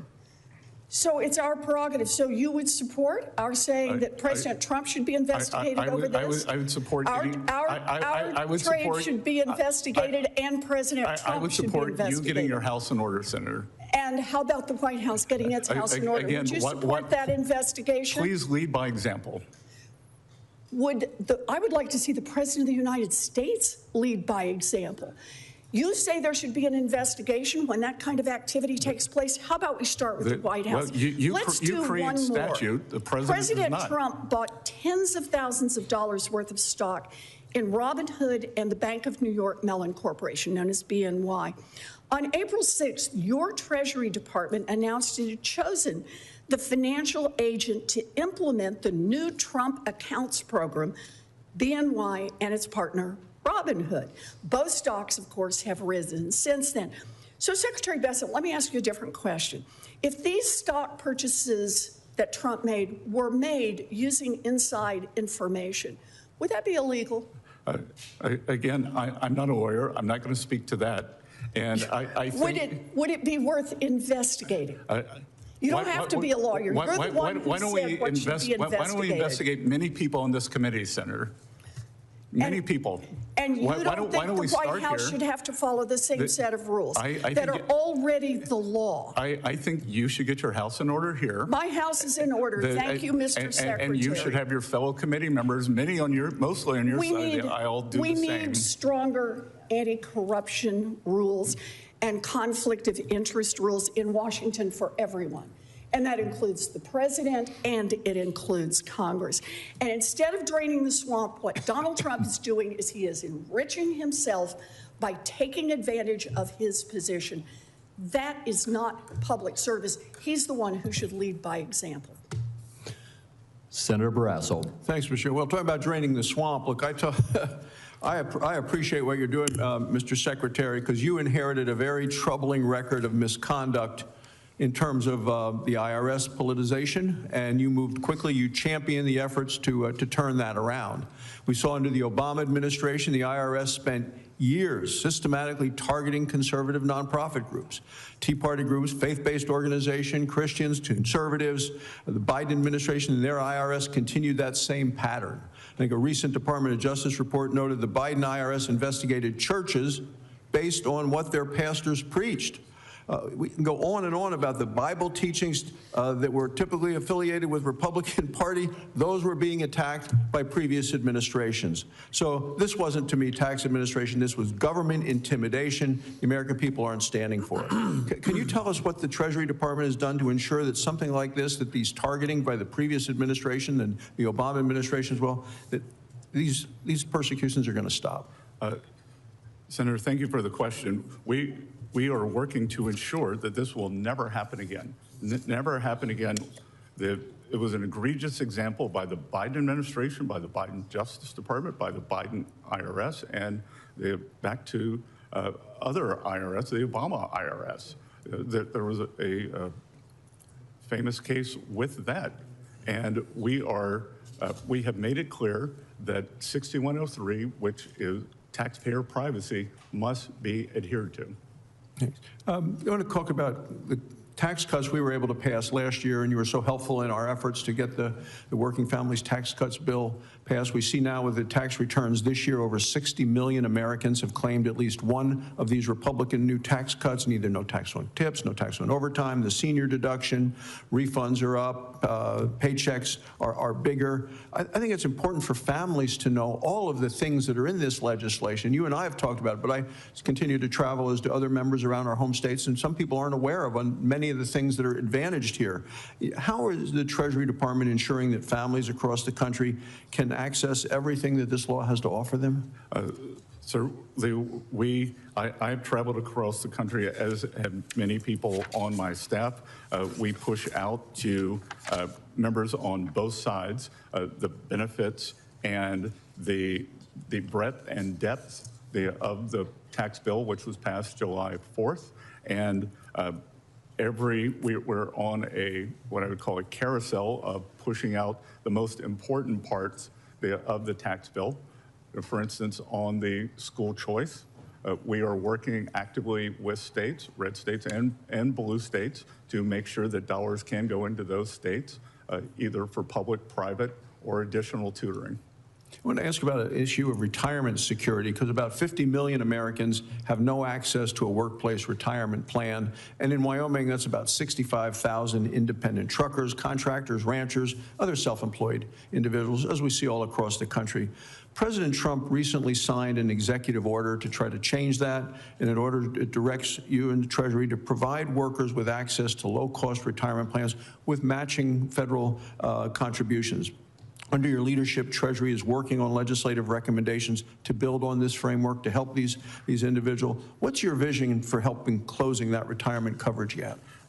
We think that these IRAs for independent workers are very important. We are working to finish our guidance on the Trump accounts to get those up and running July 4th. Then we will be all hands on deck for this. And as you've said, we can see that the anxiety level for Americans in terms of retirement that has never been higher. Social Security is the building blocks for that, and we are working to supplement that. And then a final question, and it's continuing the economic pressure on Iran. The president talks about maximum pressure. How does your budget help ensure that Treasury has the tools that you need to keep that economic pressure?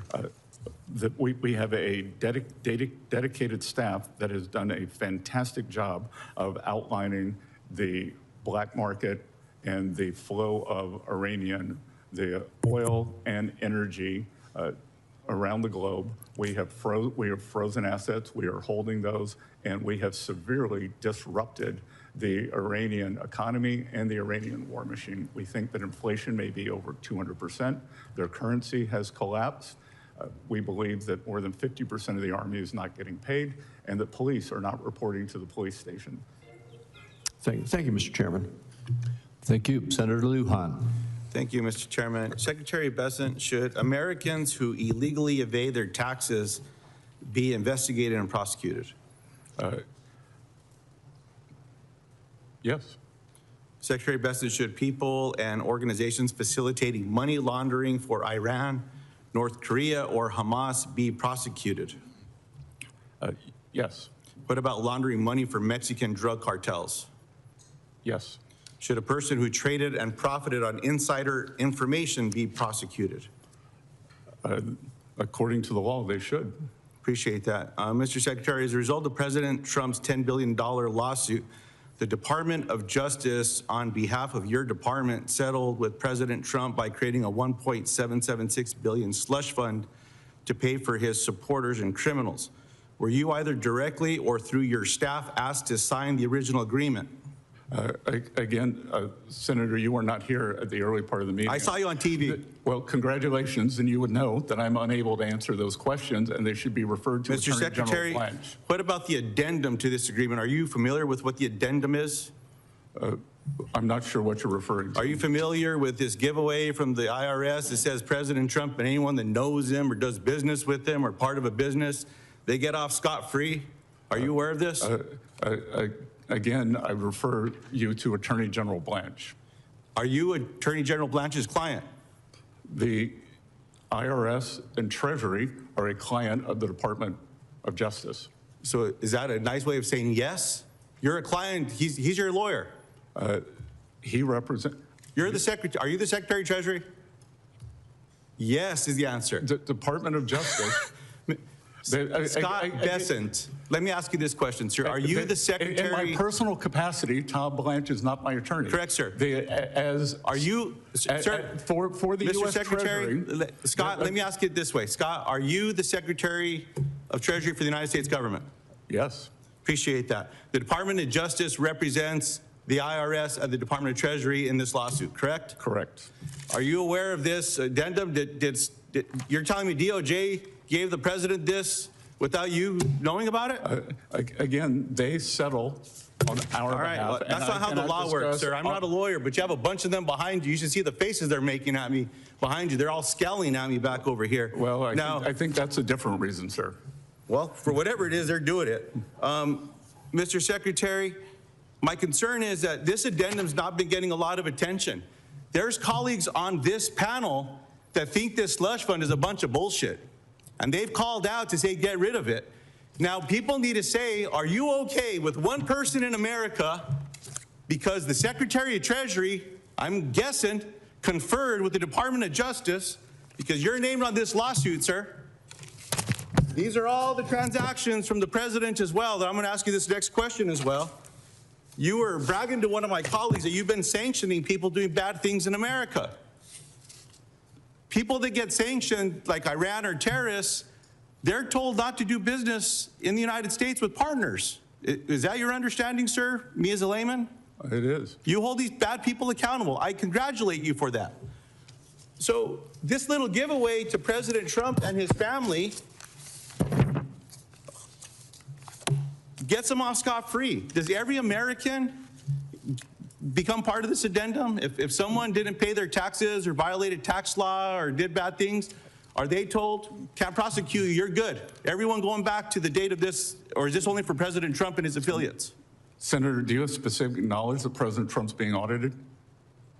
Sir, I have specific knowledge of this addendum that you don't know a damn thing about. That is for the Department of Treasury, that your lawyer at the Department of Justice signed you up for. The reason I'm asking this question is because President Trump's sons signed a deal, as you know, with World Liberty Financial, with a bunch of folks you sanctioned. And now, as part of this, there's an addendum that says President Trump and his kids and anyone affiliated with him, I don't know if it's current wives, former wives, people that just did transactions with him, they're off scot-free. That, you know, that has a new way, a new ring to it, this thing, scot-free, because the Department of Treasury and the IRS is not going to go after him, sir. This is wrong. This is lawless. I hope our colleagues will look at this addendum. If I could offer this into the record, Mr. Chairman, for those that haven't seen it yet. Without objection. Come on, man. There's a better way of doing this, sir. That's all we're saying here. So, look, I appreciate it if you don't want to talk about a lawsuit. That's your prerogative to answer that way.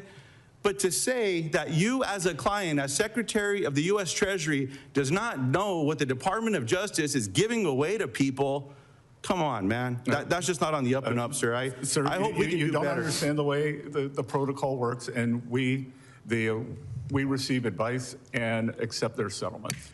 You're telling me as the Secretary of U.S. Treasury, you don't know that the President of the United States, who I think you work for, got a sweetheart deal from the Department of Justice, who's your lawyer. I do know. You're in line for the presidency, Scott. I do know that the President of the United States and many of his employees had the largest tax leak in history. And I know. Here's his filing, sir, of all the insider trading. Right here. Do you want to apologize on behalf of the American government? Scott, you should apologize to the American people for fleecing them and giving this away to Donald Trump, man. That's what you should do. We can agree to disagree. Senator Warnock. Thanks. That we'll agree on. Thank you, Brother Chairman. Last month, I asked the President's nominee to lead the Federal Reserve what I thought was a simple question, but he tried to dodge it.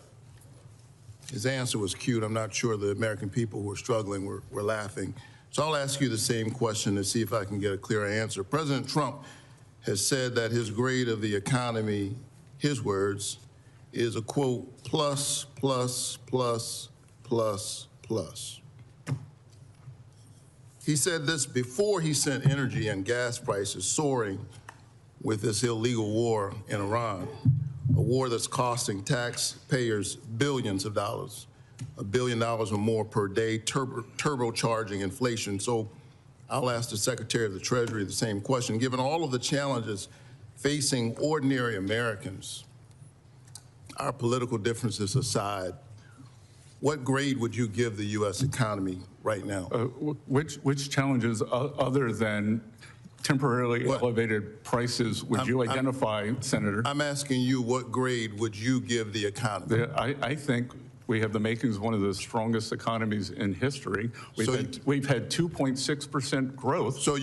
And core inflation had dropped. Food inflation since President Trump began, as much as you all they want to disagree. I got it. It's 2.5%. So you agree with the president? You would give the economy a plus. I think we have all. From where you sit. I think we have all the makings for a very strong economy. I think that we have temporary elevated prices that will come back down. I got it. So you're telling Americans it's not so bad.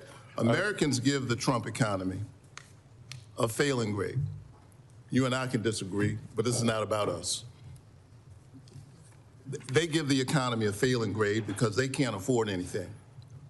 Folks back at home at Georgia, whom I represent, are struggling. Let me finish.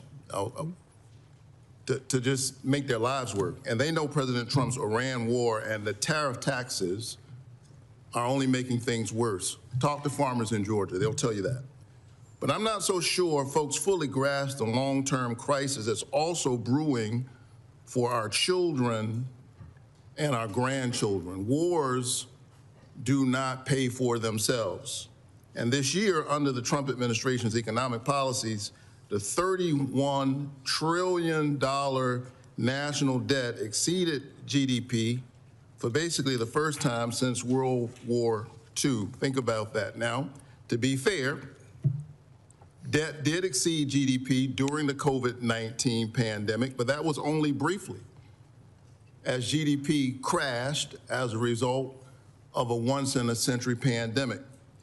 The big ugly bill alone will add nearly $5 trillion to the national debt, something that I do care about, and I think it matters. I think it's interesting that Republicans talk about it when Democrats are in charge, but I haven't heard much discussion about the national debt lately. According to our nonpartisan scorekeepers in the Congressional Budget Office, it will add $5 trillion to the national debt. Do you still think that driving deeper into debt to extend billionaire tax cuts were a good investment? Sir, that 90% of the filers who availed themselves on President Trump's signature policies make below $100,000. And if you want to know who is responsible for the American people, you all torched them during the Biden administration. I'm not sure if you were part of that. But we had 21.5%. Look, Joe Biden has been out of office 2 years, and the fact that you all keep talking about it tells you everything.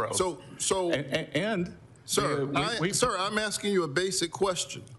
Do you think that going into debt to extend billionaire tax cuts was a good investment? Yes or no? I disagree with the categorization of billionaire tax cuts when, in fact, most of the tax cuts went to working Americans. Senator, you were quoting the Congressional Budget Office, which, according to the Yale Budget Office, the Yale Budget Lab, the Yale Budget Lab is a bunch of Biden hacks. Oh yeah, okay. Well, you should talk to the people in Georgia. They will tell you, sir, that whatever tax relief you think you gave them was more than taken up by these tariffs. They according to the Yale Budget Lab, the administration's tariffs cost families 3 times as much as they got back in tax cuts. But I'm not talking to folks at Yale. I talked to the folks in Georgia. How about the Iran war, which is costing tens of billions of dollars and counting? You previously said we have plenty of money for the war. Wars increase the national debt. Is that spending still a good idea, sir? Yes or no?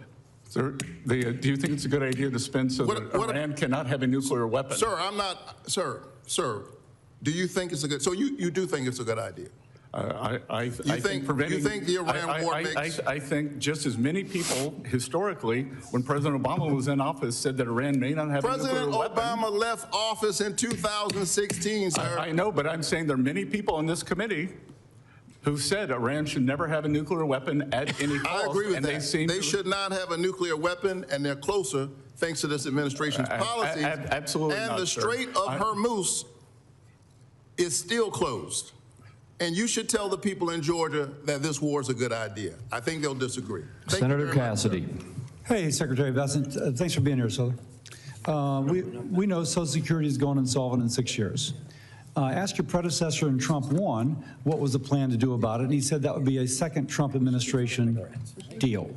Now we're in the first half of the president's second term, and obviously we're now only 6 years away. At that time, we were like 12 years away from insolvency. Social Security will account for 20% of federal expenditures, and I was told once that it accounts for 20% of our long-term accrued liability, accrued debt. What's the president's plan to address Social Security insolvency? Sir, we have to get our short-term house in order first. We inherited a mess, 6.9%. Listen, if I may interrupt, and I don't mean to be rude. If we wait to get our short-term house in order, we will be 3 years away from insolvency. I've been working on this. It is amazing, since I've been working on this over the last 5 years, it is amazing how much it's already deteriorated. It's just amazing. In 5 years, it's gotten so worse. Are we really going to wait until we get, I'm not challenging, I'm just asking, are we really going to wait until we're not going to do anything? I'm just not sure about that. Yeah, and Senator, you got to crawl, walk, run. That with these deficits, with this debt that was run up in the previous administration, with 6.9% deficit to GDP, but highest ever when we weren't at war, weren't in a recession, we brought it down to 5.4. We're going to continue moving. If I may, the Social Security Trust Fund is funded by the Social Security tax, which is segregated from general revenue. Now, if we speak about the debt and deficit, whatever I'm not touching that right now, except insofar as context, we have to do something. That is general revenue, but wherever that comes from. If we're speaking about social, that is segregated. That is a Social Security revenue problem and expenditure issue. So to me, that's segregated, again. So is there a plan to do anything about the segregated fund with a segregated revenue stream and a segregated expenditure pattern? Well, Senator, part of it is the revenues are, the source of the revenue is not segregated, because the more Americans who work, the higher paying jobs they have, the more it goes into the Social Security Trust Fund. I accept that, but that's an indirect effect. And is that the only plan the administration has currently to hopefully increase the number of jobs and the better paying jobs and hope that because I got a big spreadsheet on this. That is inadequate to address the problem. Every day, 10,000 boomers become eligible for social. And the drain on this is just incredible. It's just going down. That will not solve the problem. And again, I don't mean to be at all confrontative. I'm just trying to set the context. I remember my first visit to your office, you were kind enough to share the spreadsheet on a screen with me. Yeah, so I'm gathering that the administration does not have a plan to address it. And I'm saying that not in any way, except to say by your answers, that the only response so far would be the indirect side of it. Now, on a bipartisan basis, we have been working on something that would attempt to address this. It is going to take the president, the administration, at some point being involved. At this point, it's in Congress. It involves creating an investment fund, much as we have already done with the Federal Railroad Retirement System, a plan that Senator Wyden voted for when he was in the House of Representatives that took the Federal Railroad Retirement System from going insolvent, and now it's paying benefits with fewer workers and more retirees and doing extremely well. It's also based upon what the Canadians have done with their Canadian Pension Fund, which was also going insolvent, and they've been able to address that. knowing that you'd have to vet it, but would the administration conceptually be okay working with Congress to find a solution such as this? Again, Senator, we will work on anything, but we are going to guarantee that the benefits remain as they are. I accept that. So in our plan, the senior citizen does not pay more taxes and the senior citizen does not get less benefits. And so we do find a way that again, patterned after something that Senator Wyden has previously supported on the Federal Railroad Retirement System. And I mentioned Senator Wyden because, by the way, he's a ranking member on the committee, patterned after that has worked so successfully. But we don't cut benefits and we don't raise taxes for seniors. So if that's the criteria, I think, and hopefully we can get your support as we in Congress attempt to work on this. Thank you, sir. Thank you, Senator. Thank my colleague. Next up is Senator Blackburn. Thank you, Mr. Chairman. And Secretary, thank you for being here. I wish that everyone on this panel would have seen your speech at the Reagan Library on Friday. I think it would have answered a lot of questions, and it lays out your vision for where you think we can head economically. Well, Senator, I think it was a very important economic speech, but the mainstream media preferred to report on the $250 bill. So they're not serious people. Well, there are a lot of odd perceptions floating around. I want to talk a little bit about the working families tax cuts, because that is something we have all heard from the people we represent. I've heard from so many Tennesseans about this, and getting those bigger returns, having lower tax bills, that is something that has made a difference.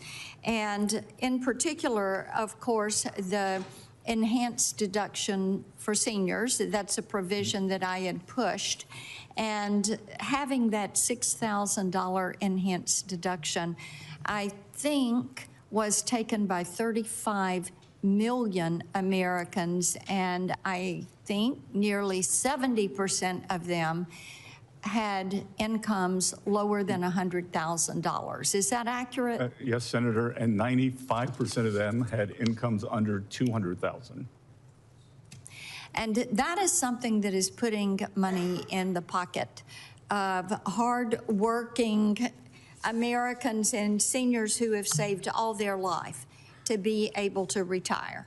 I think it gives them great certainty. It gives them the great clarity in terms of the folks who do live on a fixed income.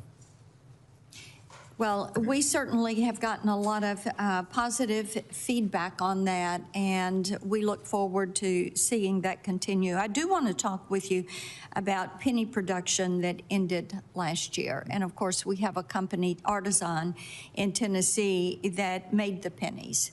And now they are, and you had talked about keeping those jobs in Tennessee, and Artisan is working on a zinc-based nickel that would save the taxpayer about $140 million a year. Because right now the nickel takes 13.3 cents to make, and there's legislation that is moving forward, the Common Sense Act, that would allow Treasury to use zinc for the nickel. And what I'd like to know is if the leadership at the Mint is making certain that they're doing the technical work in anticipation of this legislation passing that would allow the use of zinc for the nickel. Yes, they have begun preparation on that, and we look forward to working with you and to making sure that there is a smooth transition. Thank you. I appreciate that. I also want to talk about the R&D tax credit. And I have talked with Mr. Bisignano about this issue also.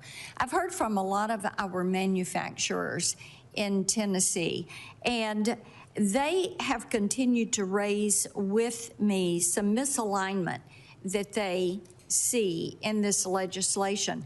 R&D, the way this tax credit is working, it does not allow manufacturers to do shop floor R&D.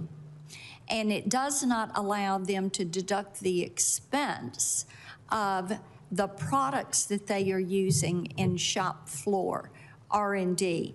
And we know that China is incenting R&D, and we have a lot of manufacturers and people that are trying to bring business back, and they're doing this R&D work in their plants.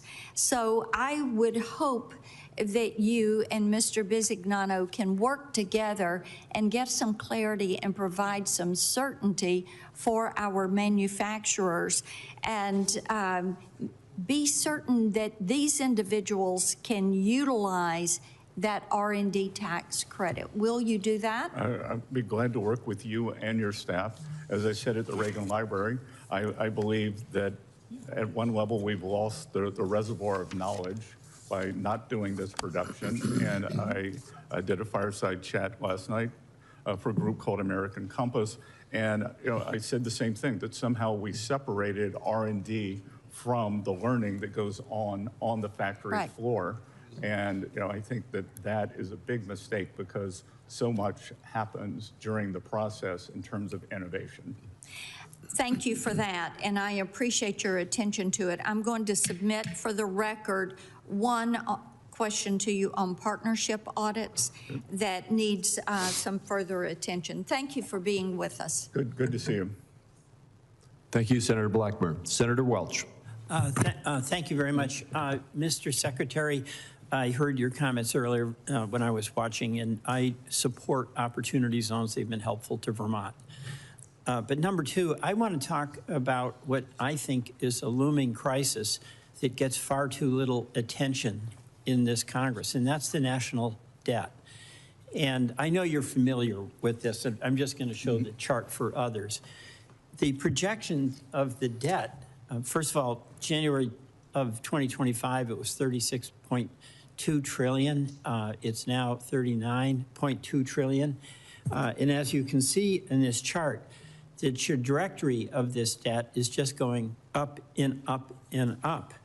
And the CBO right now says that debt held by the public is 99% of the gross domestic product, is scheduled to go up by 2030 to 20%.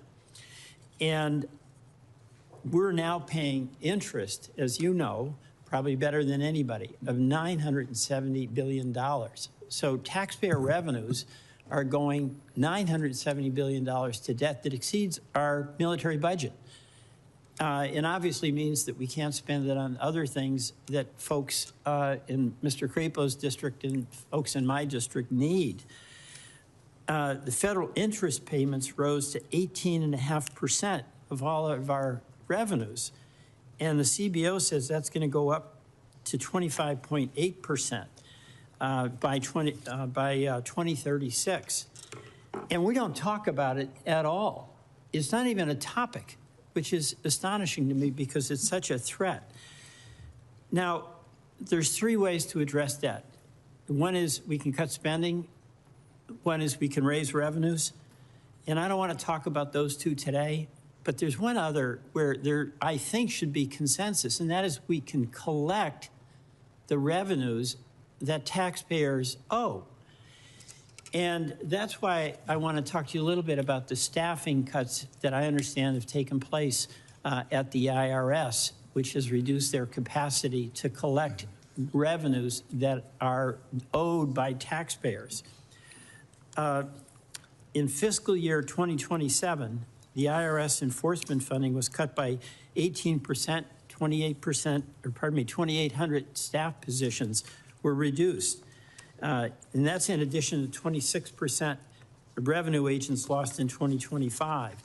And I've got a revenue chart here that this was prepared by the Peterson Foundation, and I find them to be extremely credible on debt issues. I don't know if you share my high opinion of not anymore. Well, I think they've lost their way. well, all right, we will disagree on that. I find them to be an extremely credible source. But what this chart shows is that as we increase the cutting of revenue agents, the loss of owed revenue. This is owed revenue. We're not talking about increasing anybody's taxes. You're talking about the tax gap. That's right. The tax gap is going to be $1.8 trillion. So the obvious question here is, why are we cutting the people who we need in the IRS to do the audits to collect revenues that are due to the Treasury? Well, Senator, a couple of things. Let's backtrack to your previous chart. The Peterson Institute of CBO project that we were going to grow at 1.8%. Thus far, in this administration, we've grown at 2 points. Let me interrupt a minute. It's 1.8 forever. We've grown at 2.6%. No, let me just stay on the revenue, because whether we grow at 1.8, as they say, or 2.8, whatever it is you say, you would agree with me that if I'm a taxpayer and I owe money, I should pay it. And I can tell you that more bodies does not equal better collections. So you just disagree that... Here, let me read you something. So I think that they would agree, TIGTA, which is the IRS, the internal reporting system, all of these employees who were hired, that a whistleblower in Atlanta came out and said a 25-year IRS CI employee who trained 2,700 new IRS agents. I'm going to have to interrupt because my time is running out. I'll be happy to send this to you. Please to show you why it's a complete fallacy. Last year we had recoveries up, collections Can I just get a little extra time? Because I thank you, Mr. Secretary. 30 Number seconds. one, I absolutely believe that the people who owe money should be paying that money, and that we should have assertive enforcement in order to get that collected, regardless of what the growth rate is. That's number one. Number two, one of the things that is happening is we've withdrawn from the global effort for coordinated organization for economic cooperation, and companies are now using these low-tax dodge countries. Like American Express avoided $423 million in taxes by using the island of Jersey, saying that's where they do their work. Black & Decker cut their bill by tax bill by $269 million. Is that something that we should tolerate? No. Thank you. And will you do something about it? Again, it's a complicated question. And I'm happy to come to your office, happy to do another phone call as we've done. All right. I will follow up on that. But I do want to send this TIGTA report that shows that new agents were a disaster. Senator Tillis. Thank you, Mr. Chairman. Treasurer, thank you for being here. You know, you may have heard, I've been a little bit critical of a few of the advisors of the president. You're certainly not one of them. I'm glad you're there. I'm looking to stay on that side of the line, Senator. And I appreciate the work you're doing, and I love the fact that you show good judgment of loving some of the North Carolina mountains with your family, just like I do. So thank you for being here. I do have one awkward question to ask you real quick, and then I want to get to some of the trends and how you're going to work on them. Did you actually tell Pulte you were going to punch him in the face? No, sir. I actually said I was going to kick his ass. Good. Okay. Good. I share the emotion. Thank you. And as I said, that was last summer, summer 25, and many teams have fights in the locker room and then go out and win for the team on the field. Yeah. No, I was just curious because everybody's going to be showing that. I made it clear I'm not going to support Pulte for DNI, but I'm sure they're going to dredge that up. But so I thought I'd give you an opportunity to. I had a very good exchange with the director yesterday. Want to keep the momentum going on FH. Yeah, well, he lost me when he went after Powell. Okay. So we can move on to your core job. Yep. I know back in 2028, you were trying to target a 3% deficit to GDP. I think that's a laudable goal. There's a lot of work we have to do, so you can put it back on us for maybe not making progress. But now we're at 30-year yields at a 19-year high, where we are in 10-year yields, and even some of the interest expenses on the 5.3 of GDP. We're not trending in the right direction. What are we going to do, or what would be your advice? What is the administration going to do to help Congress focus on the main thing to try and get our deficit to GDP ratios to what most economists think are necessary, which is your laudable target? Yes. So, Senator, this year, U.S. has the presidency or the head of the G20. We're actually holding the finance ministers meeting in Asheville. Yeah. So maybe you'll join us. And we have outlined to the industrial nations, or to the G20, that we believe that the most important factor for financial stability is economic growth, that it is a lack of growth worldwide, and the decision that the trading blocs countries have made.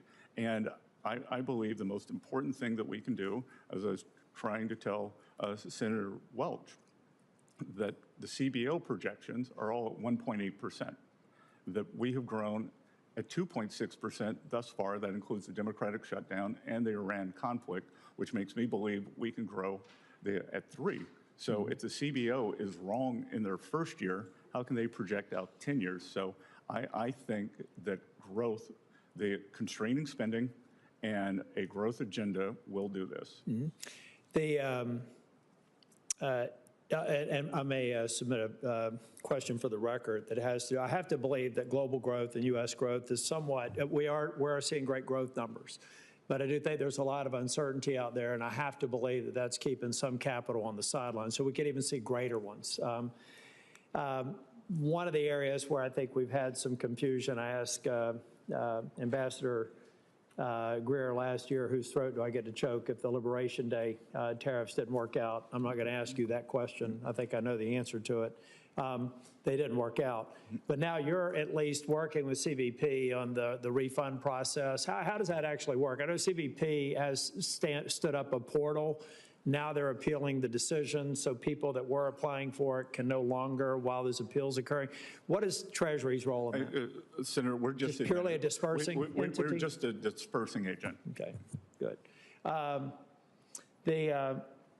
I guess the only other question I have going forward is how do we reconcile the increased budget requirements with the goal of trying to reduce our deficit to GDP? Is it just something we got to put on hiatus now because we're dealing with high priority items, or how do we talk and chew gum at the same time? Because we have a pretty massive increase in defense spending, which I'm generally supportive of, but we have no way to pay for it. It's one of the reasons a few years ago I was one of only 9 people that voted against a $1 trillion veterans bill because it had no pay for. So how are we going to get to these things that are important but actually pay the bills at the end of the day versus putting my grandkids in debt? Sir, you met my children. I hate to put them in debt. And there are priorities because with the defense budget, if we don't have national security, I think it's very linked to economic security. And I would like to see, as I said, something with a 3 in terms of deficit to GDP by the time the president leaves. I think one of the things that is the result of the working families tax cut is the immediate expensing of equipment, factories, and R&D. And what we are seeing there is this is not a giveaway. This is creating productive capacity. So the way to think about it now is that as we are not getting the tax revenue because a corporation, small business, has immediately written that off, we are increasing productive capacity, which I think is almost like the slingshot effect, that we will start getting it in the second year, the third year, the fourth year. Thank you. Thanks. Thanks. Thank you. Senator Cantwell. Thank you, Mr. Chairman. And I know it's been a long day because I've been in a long hearing on the other side, just on the other side of the hallway. But thank you for holding this hearing. Good to see the Treasury Secretary here. I want to express my concerns about the Trump settlement with the IRS. I think taxpayers need to know that well-connected are not given a free pass. I would love to talk to you about Jones Act waiver tax parity. I'd like to talk to you about the fact that we have an insolvent highway trust fund. But I really want to ask you where you see this landscape now with China having been very active in the Chinese meetings and this issue of trying to move on from the tariff debate and get the Chinese into a manufacturing purchase specifically of aviation aircraft. And so I know that this is something that the administration and you have been personally involved in.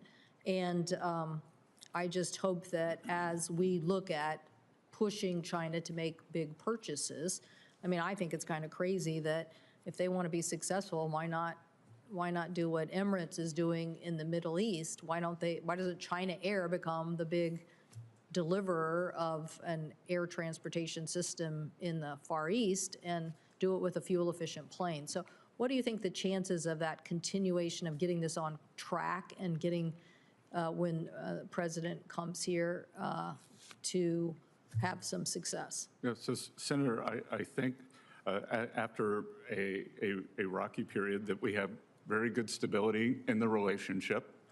As I've said many times, we don't want to decouple, but we need to de-risk. There are many industries we need to bring back, whether it's semiconductors, critical minerals / rare earths, our precursor medicines and chemicals, that it's unacceptable that we rely on China for many of those.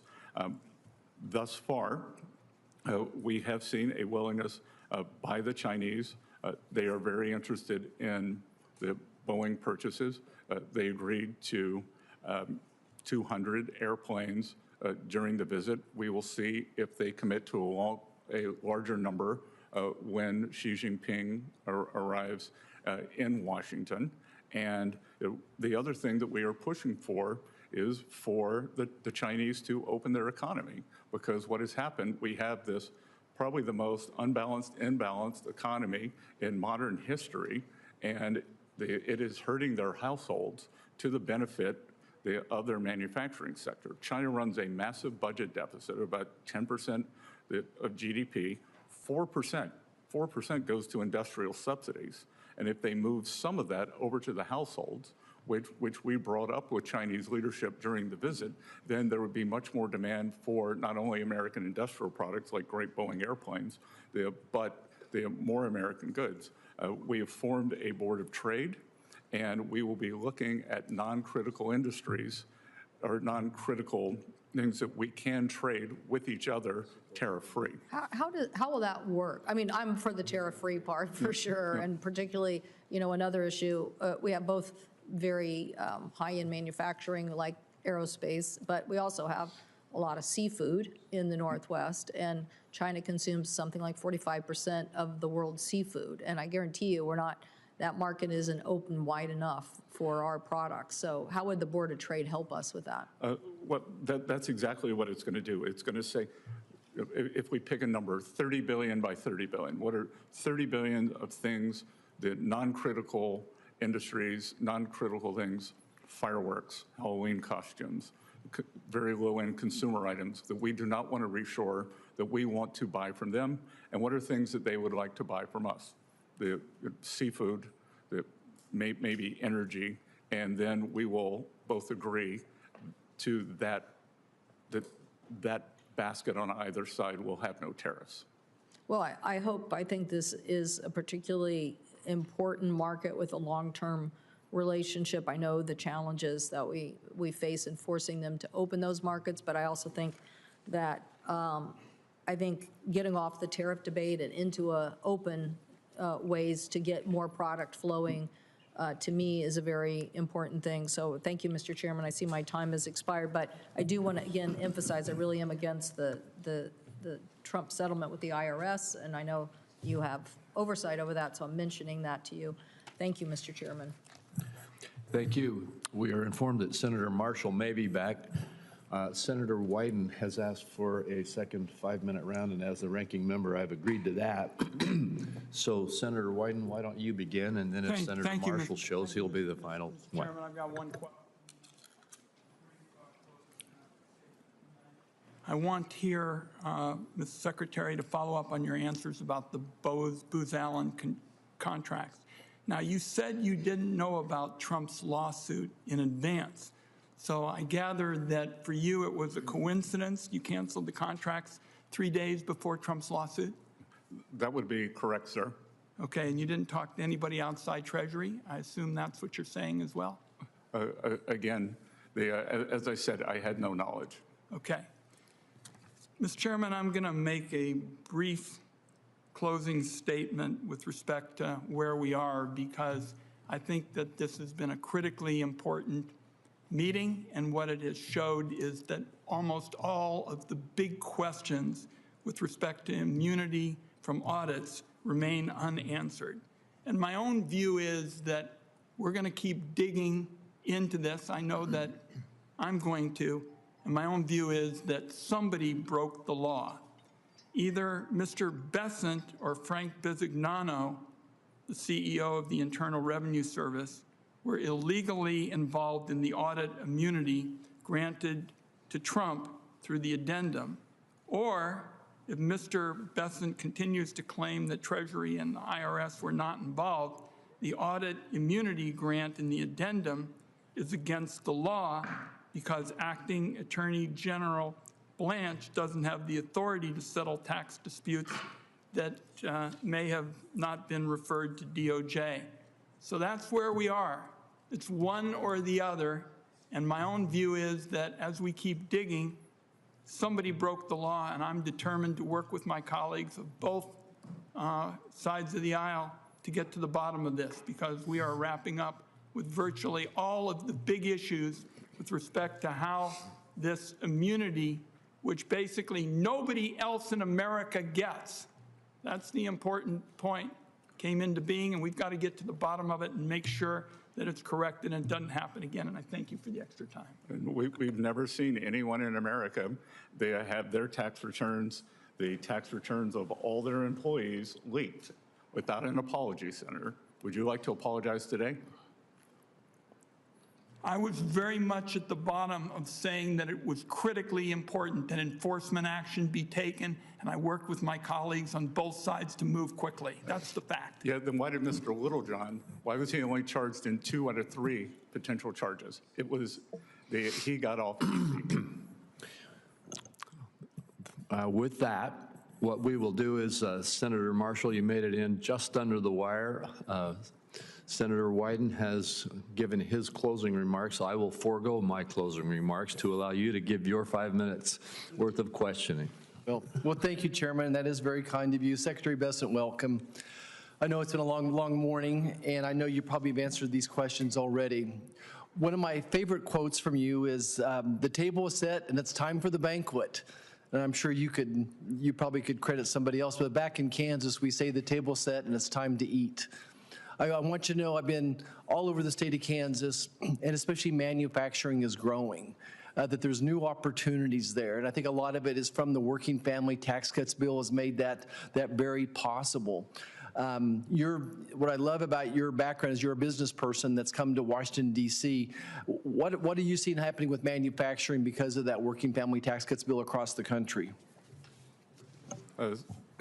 Senator, we're having a manufacturing renaissance. We are seeing that we've created about 90,000 new non-residential construction jobs, which would tell you that they have some type of manufacturing facilities.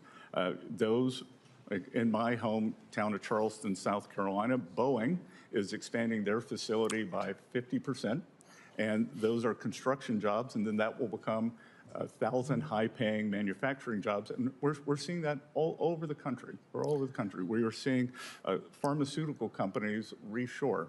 We were seeing, we saw the John Deere, the CEO told us building new factory in Indiana and in North Carolina. So it is a real manufacturing renaissance, and much of it is a result of the tax bill. Yeah. I was in greater Minneapolis visiting Winnebago, and they told me that because of the tax bill, they had a decision whether they were going to create a battery research facility in Florida, and the full expensing gave them the internal rate of return that they needed. So that's more jobs in the Sunshine State. Great.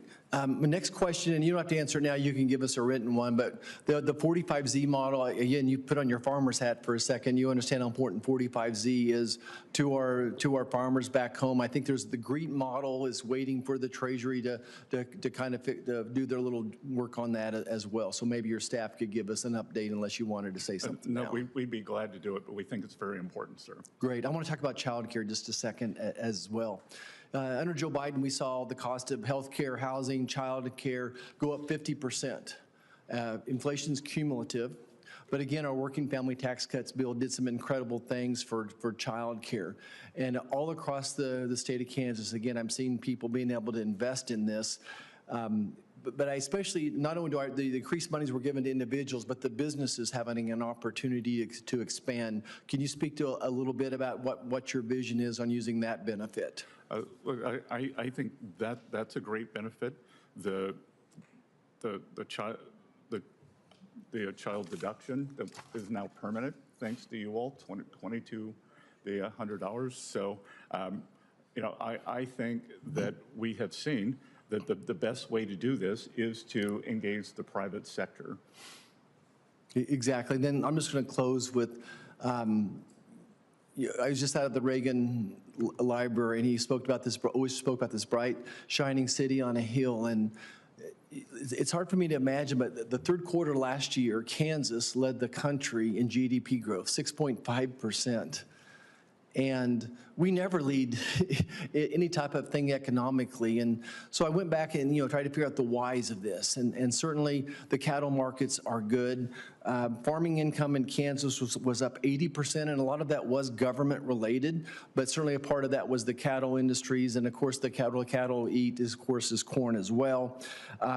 We saw but we're also seeing expansion in manufacturing. What would be the message of hope you would give America that this economy, it really feels good to me right back? And things are not perfect. We've got to work on the price of gas. Inflation's cumulative. We're still feeling a sting. But give me that message of hope from your desk. The underlying economy is extremely resilient. That we have had tremendous job growth in the past few months. We saw the ADP numbers, which are a precursor for non-farm payrolls, come out very strong today, above trend. We are seeing trucking surveys do very well. And I think that the underlying economy is very strong. We will get on the other side of this Iran conflict. Prices will come back down. And I think that the economy is going to roar, sir. Okay. Thank you, Secretary, for sticking around. Mr. Chairman, thank you so much. Thank you, Senator Marshall, and thank you, Secretary Bessent. That concludes all of the questioning and all of the commentary. We appreciate you taking this time. You spent more than 2.5 hours with us today. More than that, we appreciate the service that you are giving and that all of those at the Treasury Department are giving, and please extend that thanks to them for us. With that, we are concluded. I remind my colleagues that the deadline for submitting any questions for the record is 5 p.m. on Wednesday, June 10th, and the Finance Committee stands adjourned.